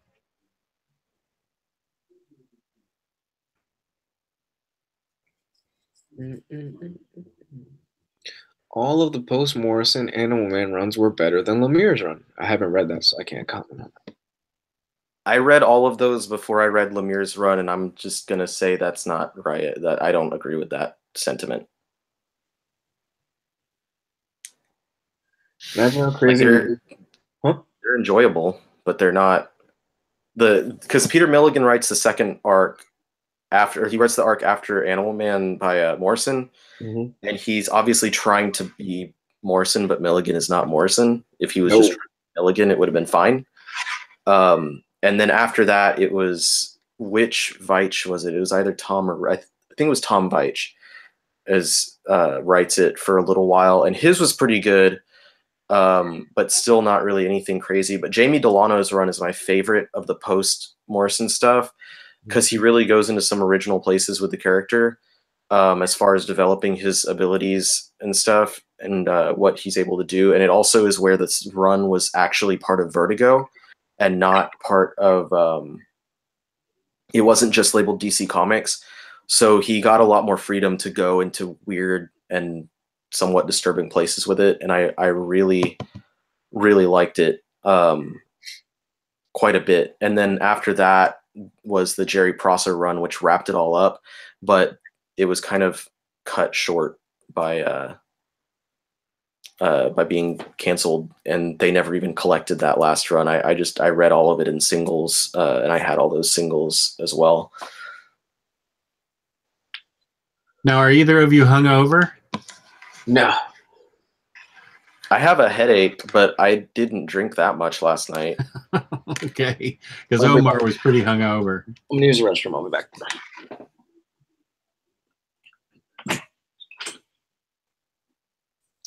Milligan Ecstatics, any good? I did particularly like that series. The idea is that you have these heroes that are looked at as celebrities, and it also plays with the idea of any of these characters can die at any given time. So they give you this whole just cavalcade of brand new characters for for Milligan to play with. I mean, he created all these characters for himself, I guess, and he goes to town with them. Does anyone know if the new 52 John's Aquaman Omni is definitely scrapped? I don't know. I don't know either. I just know it's been canceled. It's been solicited and then canceled. At least twice. Yeah, at least twice, which is kind of frustrating. Because usually, at least now, when DC does that, when they cancel something and then resolicit it later, it's for a purpose. Like there was going to be the Morrison Batman and Robin omnibus that was supposed to come out, and that got canceled. And then a long while after that, they finally announced the Morrison Batman omnibus, and it's a volume 1, probably out of 3. And so it seems to me that would be the reason why they did that. I think there was another one that Green Arrow by Kevin Smith was going to get a deluxe edition, canceled, and then re-solicited as an absolute edition. But sometimes, like in the case of Ostrander Spectre and Ostrander Martian Manhunter and the Sandman Mystery Theater books, those wind up just getting canceled and not coming back at all. Yeah, I feel betrayed that Unwritten put out a deluxe book 1 and then all of a sudden is canceled. That I wanted really badly to read Unwritten in deluxe format, the whole series. And I don't even know how it's going to be collected now, but that is just a pisser. Yeah, that's kind of shit. Like, I was really upset that they canceled deluxe editions because the second one was going to be coming out at the end of this month. And I never finished the series. I think I'm still lacking the last maybe 20 issues. But what I had read was so good. Mm-hmm. Very good. So I was looking forward to being able to have it all in that format and read it that way again. And part of it for the first time. So, yeah, I will say I was rather disappointed by that. And I'm hoping they at least announce they're going to do thick paperbacks instead. Yeah, that'd be okay. I could live with that, I guess. Here's a compliment for you. Picked up Animal Man Omnibus after watching your vid, Riley. Thanks. I try. Yeah. Try to spread the gospel. Let's see. Blah, blah, blah, blah, blah, blah. Blah, blah, blah, blah, blah. Blah, blah, blah. I'd love a JMS Spidey Omni. Yeah, given that JMS Spidey stuff is so hard to get complete right now, that would be good. He had a lot of really good stuff in there, basically until what was that one arc that what's it called? The one that has the Gwen Stacy shit in it. I don't think it was called Original Sin or something. Was that it? Sins of the Past? Was that what it's called? I don't remember what the arc was called, but that one, not good. Riley, did you hear Mind Management is returning? I hadn't heard that, but I need to continue reading Department H. Yeah, I haven't started that yet. Is that good? Department H? Yeah. I read the first volume, I think, worth of issues. I was reading it in singles, and it was pretty intriguing. It's like a murder mystery in the deep sea, basically, is the idea. Okay, good. I'm going to attack Revival, I think, today. I'm doing an Image hardcover read-through, and Revival has just been staring at me. So I think I'm going to attack that. Have you read any of it before? Yeah, I read the first 20 or so issues in singles, so I really liked it. I need to reread it because I think that in the latter half of it, there's a lot of stuff that was happening that I wasn't really picking up on as much. So I want to go through the whole thing and kind of take it in better.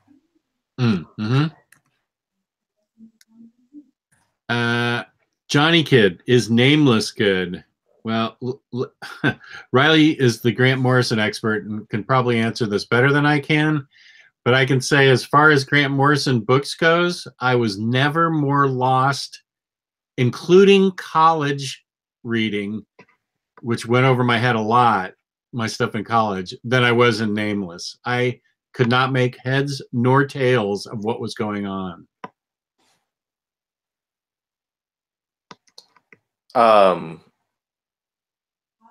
There are what's it called? There are notes out there for Nameless that I believe Morrison himself wrote. Like, what's the word I'm looking for? Annotations.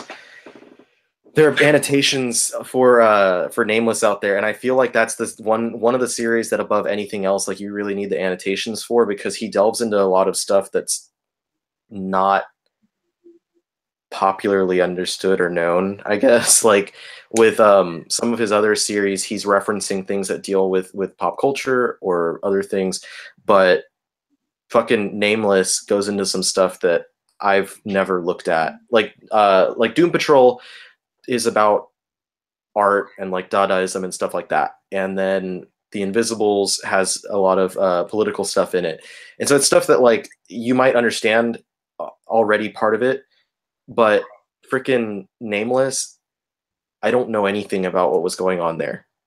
And I know that if anything, annotations are what I'm going to need if I ever want to revisit it. And anyone that wants to read it, I recommend checking those annotations while you're reading it, because it didn't make very much sense to me.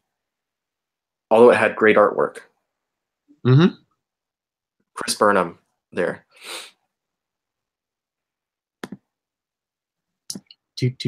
Grass Kings is getting so much better even when it started. I haven't read Grass Kings. Are you current on Grass Kings? Yes. Did you know that we're sick pedophiles? I just banned him. Oh, okay. I didn't need him reminding me about that. Grass Kings. What is Grass Kings? It's a series by Matt Kindt with art by what's his name, who did Peter Panzerfaust. Oh, yeah. It's over at Boom Studios. And is it good? I've enjoyed it. I've definitely enjoyed it. I'll read you the synopses here so I can give you an idea.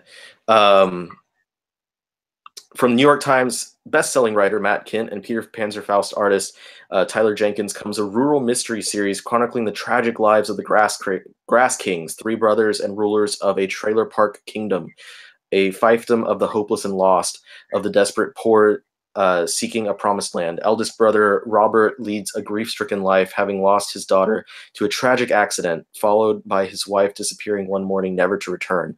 When an enigmatic young woman named Maria flees to their community in search of safe haven, Robert takes her in.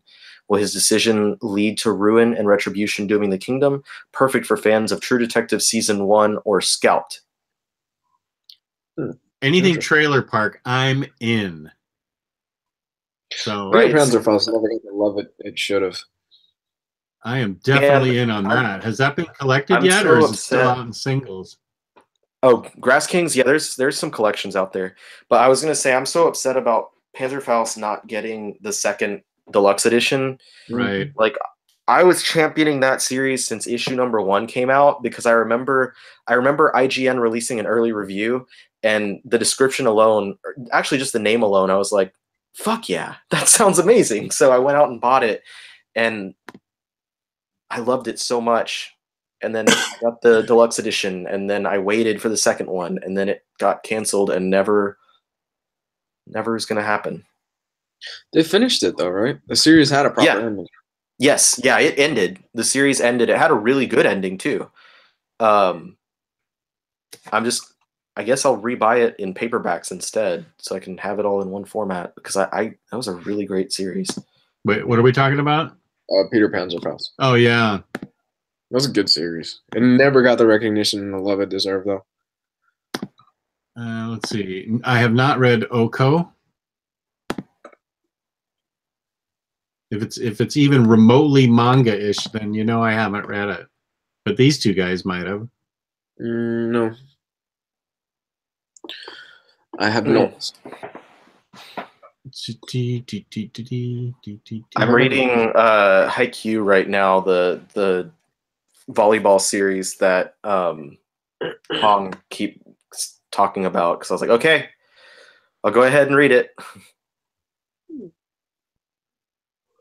I'm still making my way through Hunter x Hunter right now. And Made in Abyss, the first volume, comes out like next week or something, and I'm watching the anime of that, and I'm fucking in love with it. It's beautiful. I just started watching it today. Can you please tell me the best? This should be an easy answer. Can you please tell me the best 90s X-Men story to buy? That's you, Riley.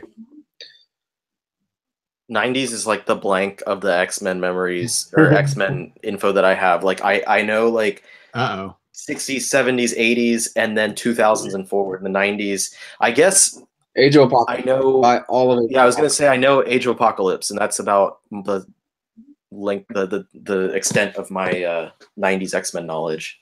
Oh dear. I know, okay. That's where I need to revisit, because looking at the shelf, I mean, yeah, that's about it for 90s. I mean, Claremont's run ended in the 90s. Mm-hmm. Or Jim Lee. Jess, there's a film. Yes, I want to see this film called Professor Marston and the Wonder Woman. I want to see that. I really want to see that. I want to see that too. That looked really good. Yeah. I knew that thing was going to sink after the first week. It's just not something that is going to grab the movie-going public, but boy, that sounds interesting to me. Mm-hmm. Yeah, we were talking about that, actually. We're like, there's no way this is going to make any money, but it still looks pretty good. Onslaught was also the 90s, right? It was after Age of Apocalypse.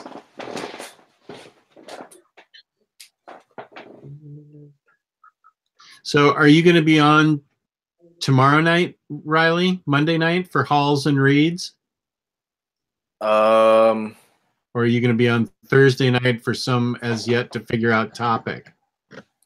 Or both, or neither? Don't know if I'll do the Monday one. Because with Mondays, basically, I mean, I work 12 hours a day, and since Monday's the beginning of the week, it's always one of the busier days, and I wind up getting home and just being like, fuck everything, and just want to, like, lay down.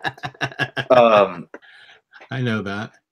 So, I mean, I have a few things that I got from, like, my last pre-Chewy Crisis order. But I already talked about the Deadpool and Company one. Mm-hmm. Okay, So, I just wondered for aside from scheduling that- purposes. So it sounds like it's just me and Gabe tomorrow night because Omar's out of town. What do you think about an X-Men episode with you and Peter M and Omar? Where you just That'd be pretty fun. I feel like X-Men. I feel like they would just talk circles around me though. I don't know. You got a pretty extensive X-Men knowledge. I think maybe one thing that I have that they might not is I'm caught up on everything contemporary as well. And I know Peter reads on Marvel Unlimited, so he's at least a few months behind, like 6 months behind. And then I think Omar reads some of the new stuff, but not all of it. But like I read everything published by Marvel, and I have for the past like 4 years. So that's one thing that I would have. So there you go. That's going to be But a good topic. They know the 90s. They know the 90s, and I don't. Well, that's perfect. You know the modern stuff, and they know the 90s. So you got it covered as far as viewers are concerned. It's not going to help if you all know 90s and don't know the 2000s. We want a complete X-Men discussion. I was actually thinking about because I was doing the X-Men readathon, and then I kind of like skipped. Like I was like, all right, I'm done with Inferno. That was a lot of fun. And then I was like, I kind of want to read something else, and I just went to another series out. Like I think the next one I looked at was I wanted to read the other X-Force stuff, like all the stuff after Uncanny. So I read through like Cable and X-Force and Uncanny X-Force Volume 2, and then I went through the Simon Spurrier X-Force, which I had read before. And then I was like, oh, well, now I want to read the New Mutants. So I moved over and started reading like the New Mutants by Zeb Wells and stuff like that, and that was awesome. And then I was like, oh, now I want to read the rest of Astonishing X-Men. So anyway, the point being, I hopped around a lot instead of doing a linear readathon, so that I could read a lot of the more, I guess, a lot of the more modern stuff that came right before everything that I've been reading issue by issue since 4 years ago. And now I want to go back, but I don't know if I want to go all the way back to where I was, because I kind of want to just do a couple of steps back. And I want to finally cover the Austin run on Uncanny X-Men, which is the one that is known to be one of the worst eras on the X-Men. You do want to read that? I feel like it's my God-given duty. And I'm so ready for it too. And I've been listening, I've been reading like people talking about it, and people were like, oh, well, it's not as bad as people say it is. And people were like, well, it's really just this one arc that people really have a problem with. And I'm like, all right, well, I need to find out for myself how I feel, because I've had it sitting on my shelf for a couple of years now. And I think that might be the next book that I pick up, like, to read through is going to be that. And then I'll read, like, I think after that was Claremont's Return, I believe. So I'd just go linear through that. And Luis, this question's from me. How did your girl like it?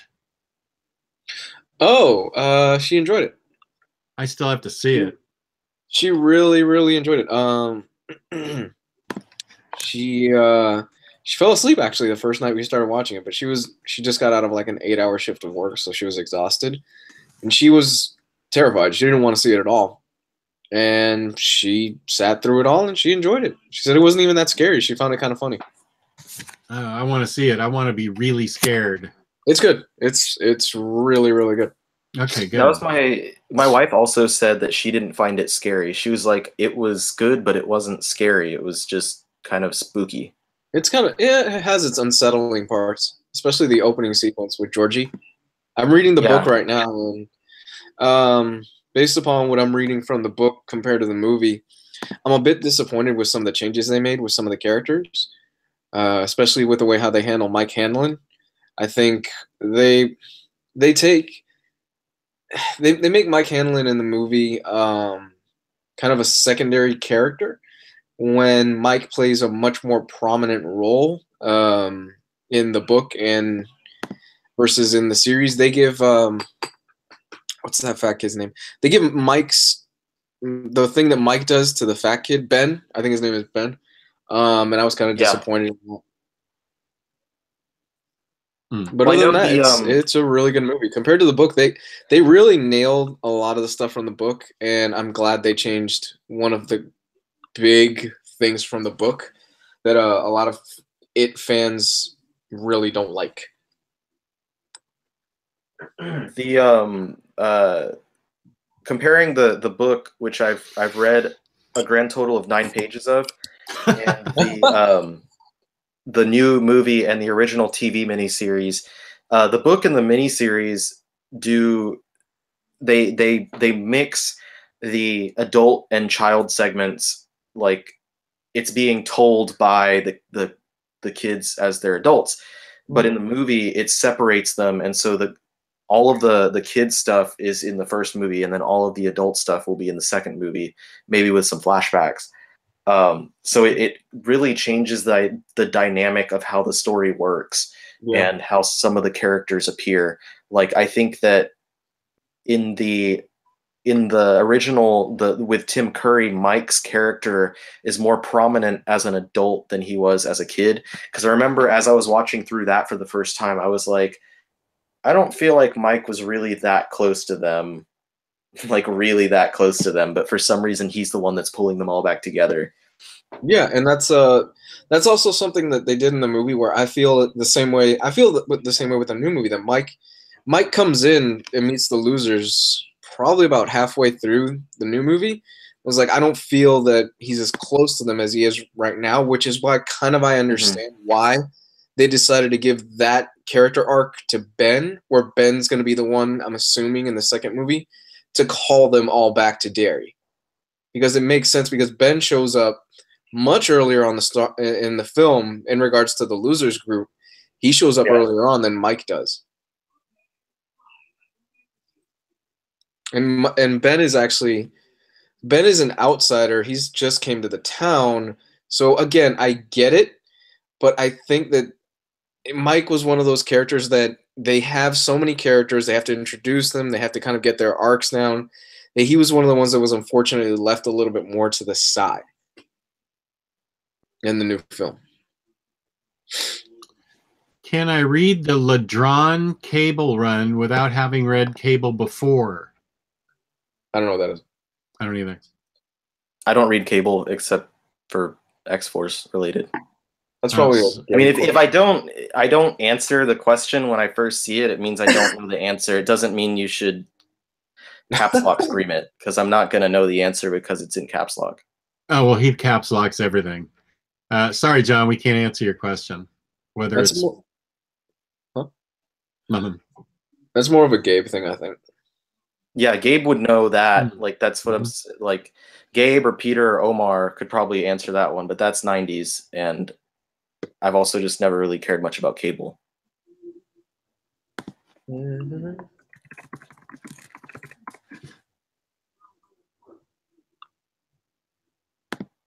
I think that's the stuff that just is now getting a paperback, though.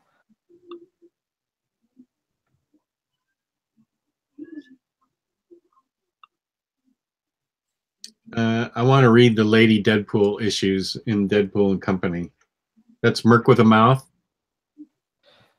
She appears partway through Merc with a Mouth, and then she has her own one-shot, and then she joins the Deadpool Corps, which, coincidentally, Deadpool Corps was released around the time of the Green Lantern movie, and when Jeff Johns' Green Lantern was, like, really big, like, I think it came out right around the time of Blackest Night, so he was very obviously making a joke about Green Lantern with that.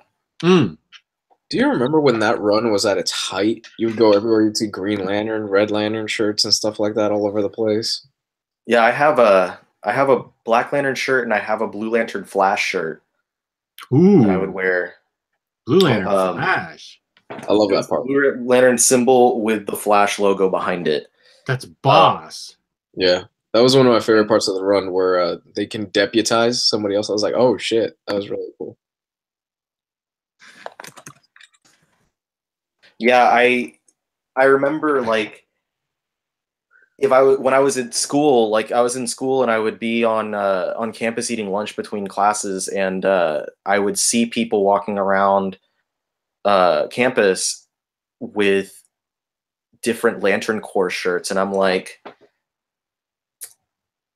they're one of us. That's so cool. Like you can just tell, and like I wrote something. I wrote something way back on my Tumblr before I even started doing the Omnibus Collector stuff about how like people wearing like certain types of nerdy shirts, like you can tell like if they read current comics, and I'm like, I feel like I can make friends with this person because I know like they're probably up to date with John's Green Lantern stuff. They're not just wearing like I think that the Punisher logo is cool, so I'm going to wear a Punisher shirt. They're wearing a Red Lantern shirt. Yeah, that's pretty specific. Yeah, it wasn't something that was in any other media at the time except for the comics. So I'm like, you have to be in the know. Like, you have to know something. Do you keep books from canceled series? Yeah, Riley and I were just talking about this. Seeing the Unwritten Deluxe and SMT trades bums me out. SMT. What I'm Sandman Mystery Theater. Oh yeah. I've been debating like just shedding my Mystery Theater books and probably my deluxe on Unwritten eventually, because I mean, if they're not going to continue with it, then I'm just going to have to get it in another format. Right. I don't want to mix formats or mix collections. But the most depressing part about Sandman Mystery Theater is there is no solid collection. Like they never collected the whole series as far as I'm aware, and that's why this was so exciting, because it was finally going to have a complete collected edition run. Has anyone seen The Shape of Water? I have not. I haven't seen it. It's playing around my house. I tried to get my wife to go watch it last weekend, but she didn't want to go, so we didn't watch it. Mermaid fucking. I'm watching it. I'm probably gonna watch it tomorrow. Mermaid or merman? Merman. Both. Merman. Merman pup. No, I'm probably watching it tomorrow. My girl works pretty much all day, so I'm probably gonna end up going to watch it. I have Movie Pass, so it's playing in the theater next to here. Yeah, Movie Pass is awesome. It is really good. It's saved me money already. Oh, I bet. How many times did you see Star Wars with it? Just twice. Oh, okay. I saw Star Wars twice. But I saw Blade Runner about 4 times in theaters. Oh, okay. So I abused the hell out of it. What's some good stories with Batgirls Cassandra Cain and Barbara Gordon? Together or separately? Well, if separate, then Jess, you were talking about that Batgirl Bronze Age omnibus before. Yeah, that'd be a great way to start with Barbara Gordon. And then the Cassandra. Oh shoot, my Batgirl books are upstairs. So I have to say Cassandra Cain's the one I know Stephanie Brown better than I do Cassandra Cain.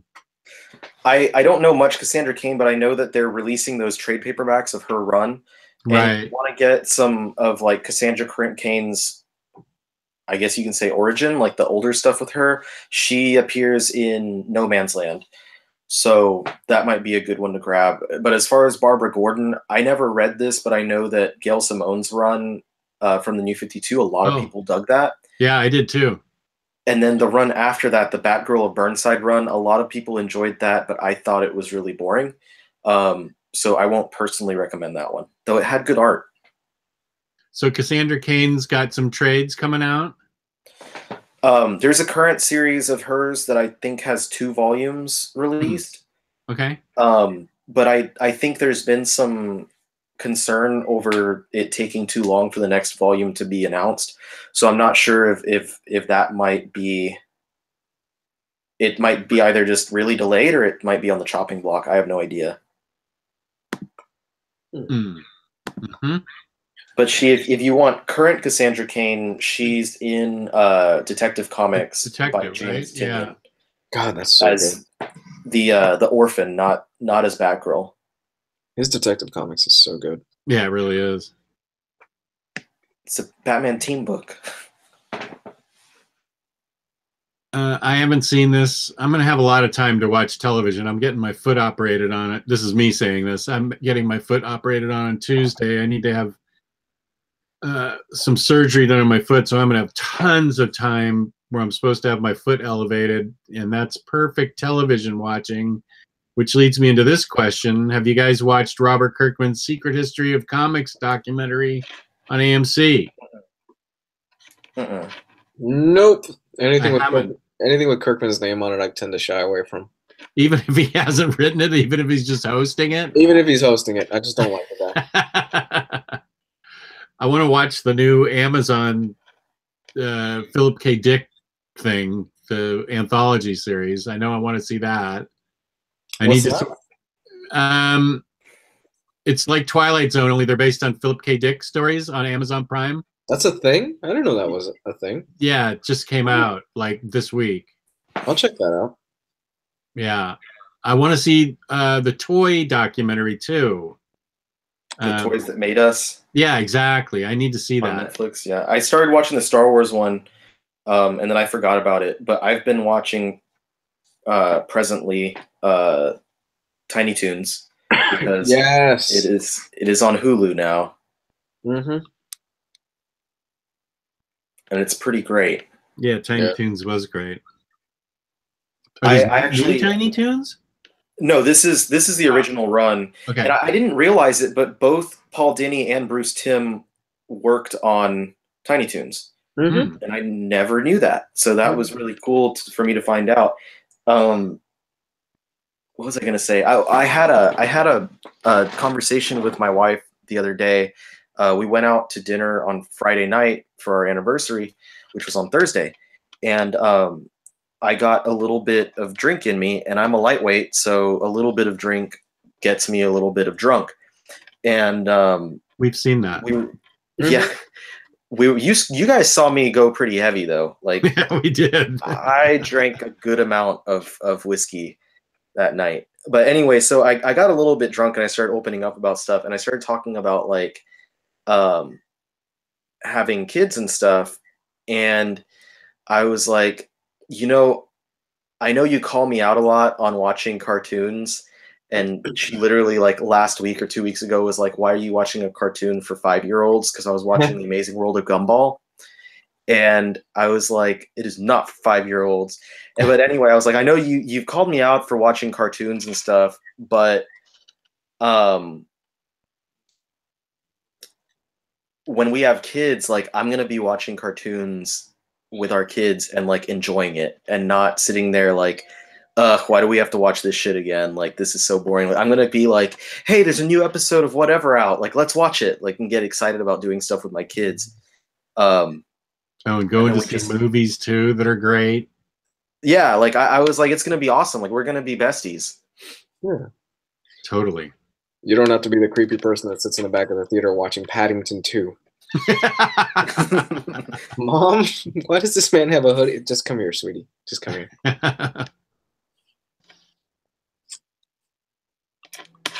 Okay, any more questions? Watch Black Mirror, but skip the first episode. Yeah, I started Black Mirror, and that first episode was rough.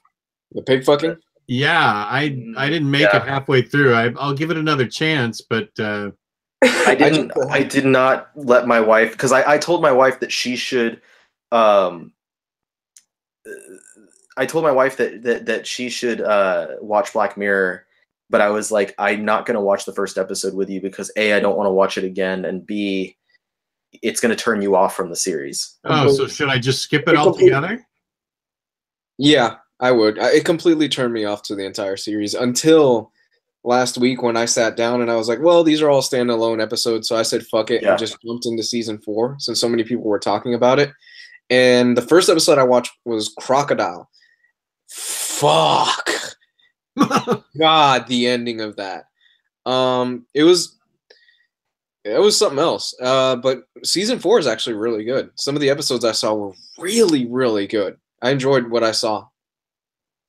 I haven't watched all of the 4th one yet. I'll skip the first episode then, because I got really kind of turned off by that.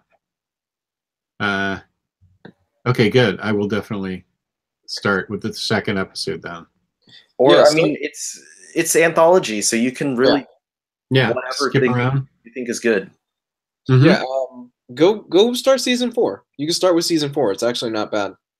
The only one I would say I wouldn't recommend to watch first is the Black Museum. Yeah, don't watch that first because it's referential towards other things in the series. In the series, or is it in the series, or is it just season 4? I heard season 4. Oh, really? Okay. Yeah, there's like there's a few different things in there that I saw, and I'm like, oh, that's from this episode back in this season. That's from this episode from over here. So it was the first episode that I watched of season 4 because my wife was just cherry picking what she wanted to watch, and both of us were like, oh, hey, that's from whatever. So we didn't even see anything else from season 4 yet. Okay. I heard you can skip season 2, that it's not that great. I think I had some stuff that I liked in season 2, but just go around and just pick whatever you think looks good. Okay. The synopsis, and you'll be absolutely fine. Oakley dokley. I really like the dating episode this season. Did you watch that? I don't think I've seen. I've only watched a couple, 2 or 3. I know I watched the Archangel episode. That was good. And I dug that. I don't remember what's the first episode of the season. I don't know. I didn't watch that. That was one I haven't watched yet. I think I've watched the first 2, and then whatever episode number the Black Museum was, I also watched that. I need to see Black Museum. I need to see the first one, and I need to see like the metal something. I forgot what the name of it is. Hold on, I'm about to find the. Oh yeah, I want to see the Star Trek one. That's the one. I haven't seen the Star Trek one. Oh, okay. That's it. Yeah, we watched that one. That one was really good.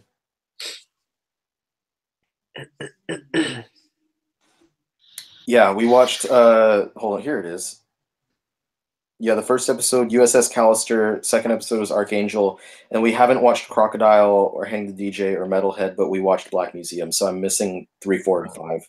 I'm missing Metalhead, the USS one, and Black Museum from this new season.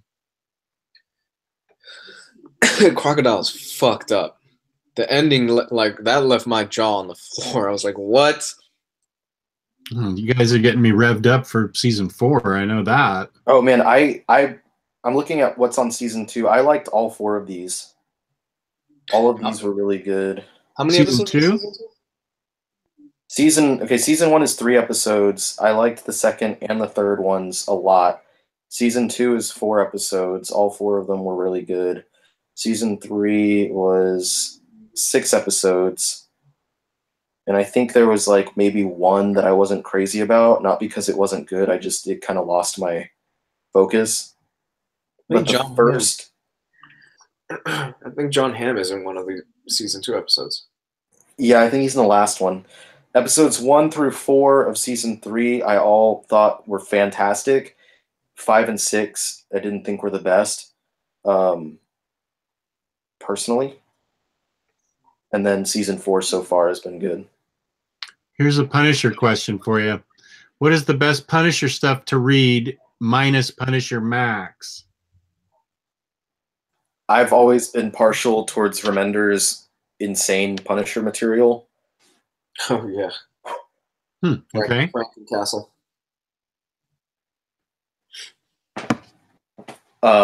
Jason Aaron, but that's also Punisher Max. Mm-hmm. Greg Rucka's Punisher is amazing. Mm-hmm. Nathan Edmondson's run was pretty good. It ended kind of weak, but the run as a whole was pretty good. And then the recent stuff with Becky Cloonan was okay, but it really didn't resonate with me until I finished the run and I was reading the letters, or not the letters pages, the ending commentary. And she was like, yeah, the whole idea was to write the Punisher as if he was a horror movie like monster. And I was like, oh, okay.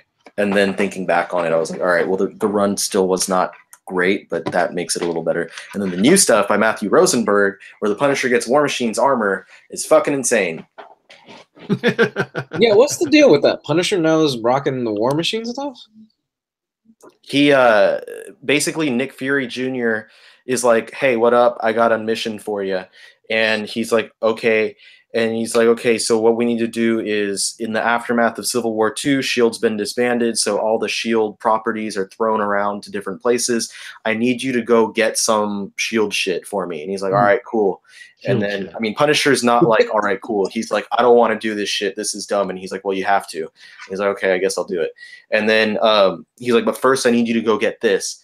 And he's like, what do you want me to do? And he's like, I think you're going to like this. And he sends him to this one compound that has a bunch of S.H.I.E.L.D. shit. And it happens to have the War Machine armor. And like Punisher sees it and he's like, fuck yeah. And he puts the armor on. And he like flies out and starts wrecking shit. And he's like, I'm not giving this back. And that's the first issue. So wait, like the S.H.I.E.L.D. shit, it got distributed all over the world? Like, did they get bought out like by Apple and stuff like that? Or... It was like different groups got some of S.H.I.E.L.D.'s stuff. Oh, cool.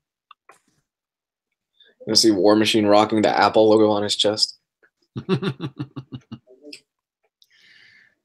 Okay, 5-minute warning because we've been on for 2 hours.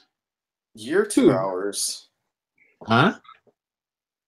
You heard me. What's a better one to start off with, Scalped or Invincible? Scalped. Scalped. Because I hate Robert Kirkman. I prefer Scalped personally, but if you like superhero stuff more, then you'll probably resonate with Invincible. Up until the point where I completely lost all hope in Robert Kirkman, and I fucking hate him now. Invincible just, at least Invincible is ending, but it's just at one point it feels like the same thing over and over and over again. Oh no, there was a point where I flat out, I was reading it and I put the book down and I said, "Fuck you, Robert Kirkman." No, I've never been so vehemently mad at something I read in a book because it was just violence for the sake of being shock violence. And I swear to you, if I saw Robert Kirkman in the room at that time and I was reading, I would have thrown the book in his fucking face. Well, that's how I felt about Astounding Wolfman.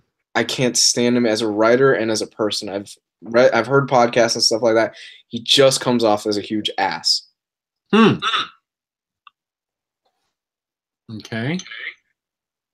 Don't like the guy. Yeah, it was Roman Guerrero. Yeah, it was regarding a baby. Yeah, I remember you talking about that back in the day. Yeah. Someone's echoing. Who's echoing? Me? Is it me? Probably. I don't hear any echoing. That's why it's you. We both have headphones on. It's probably me. John's arguing. Caps Lock is my shtick. Irredeemable would be a great book to buy. That's my opinion.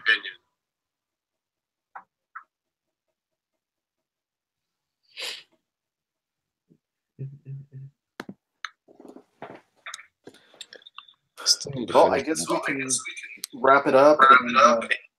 I need to clean my house because after making that last video, everyone's asking me to do a collection update. Yeah, it was good to see you doing videos again.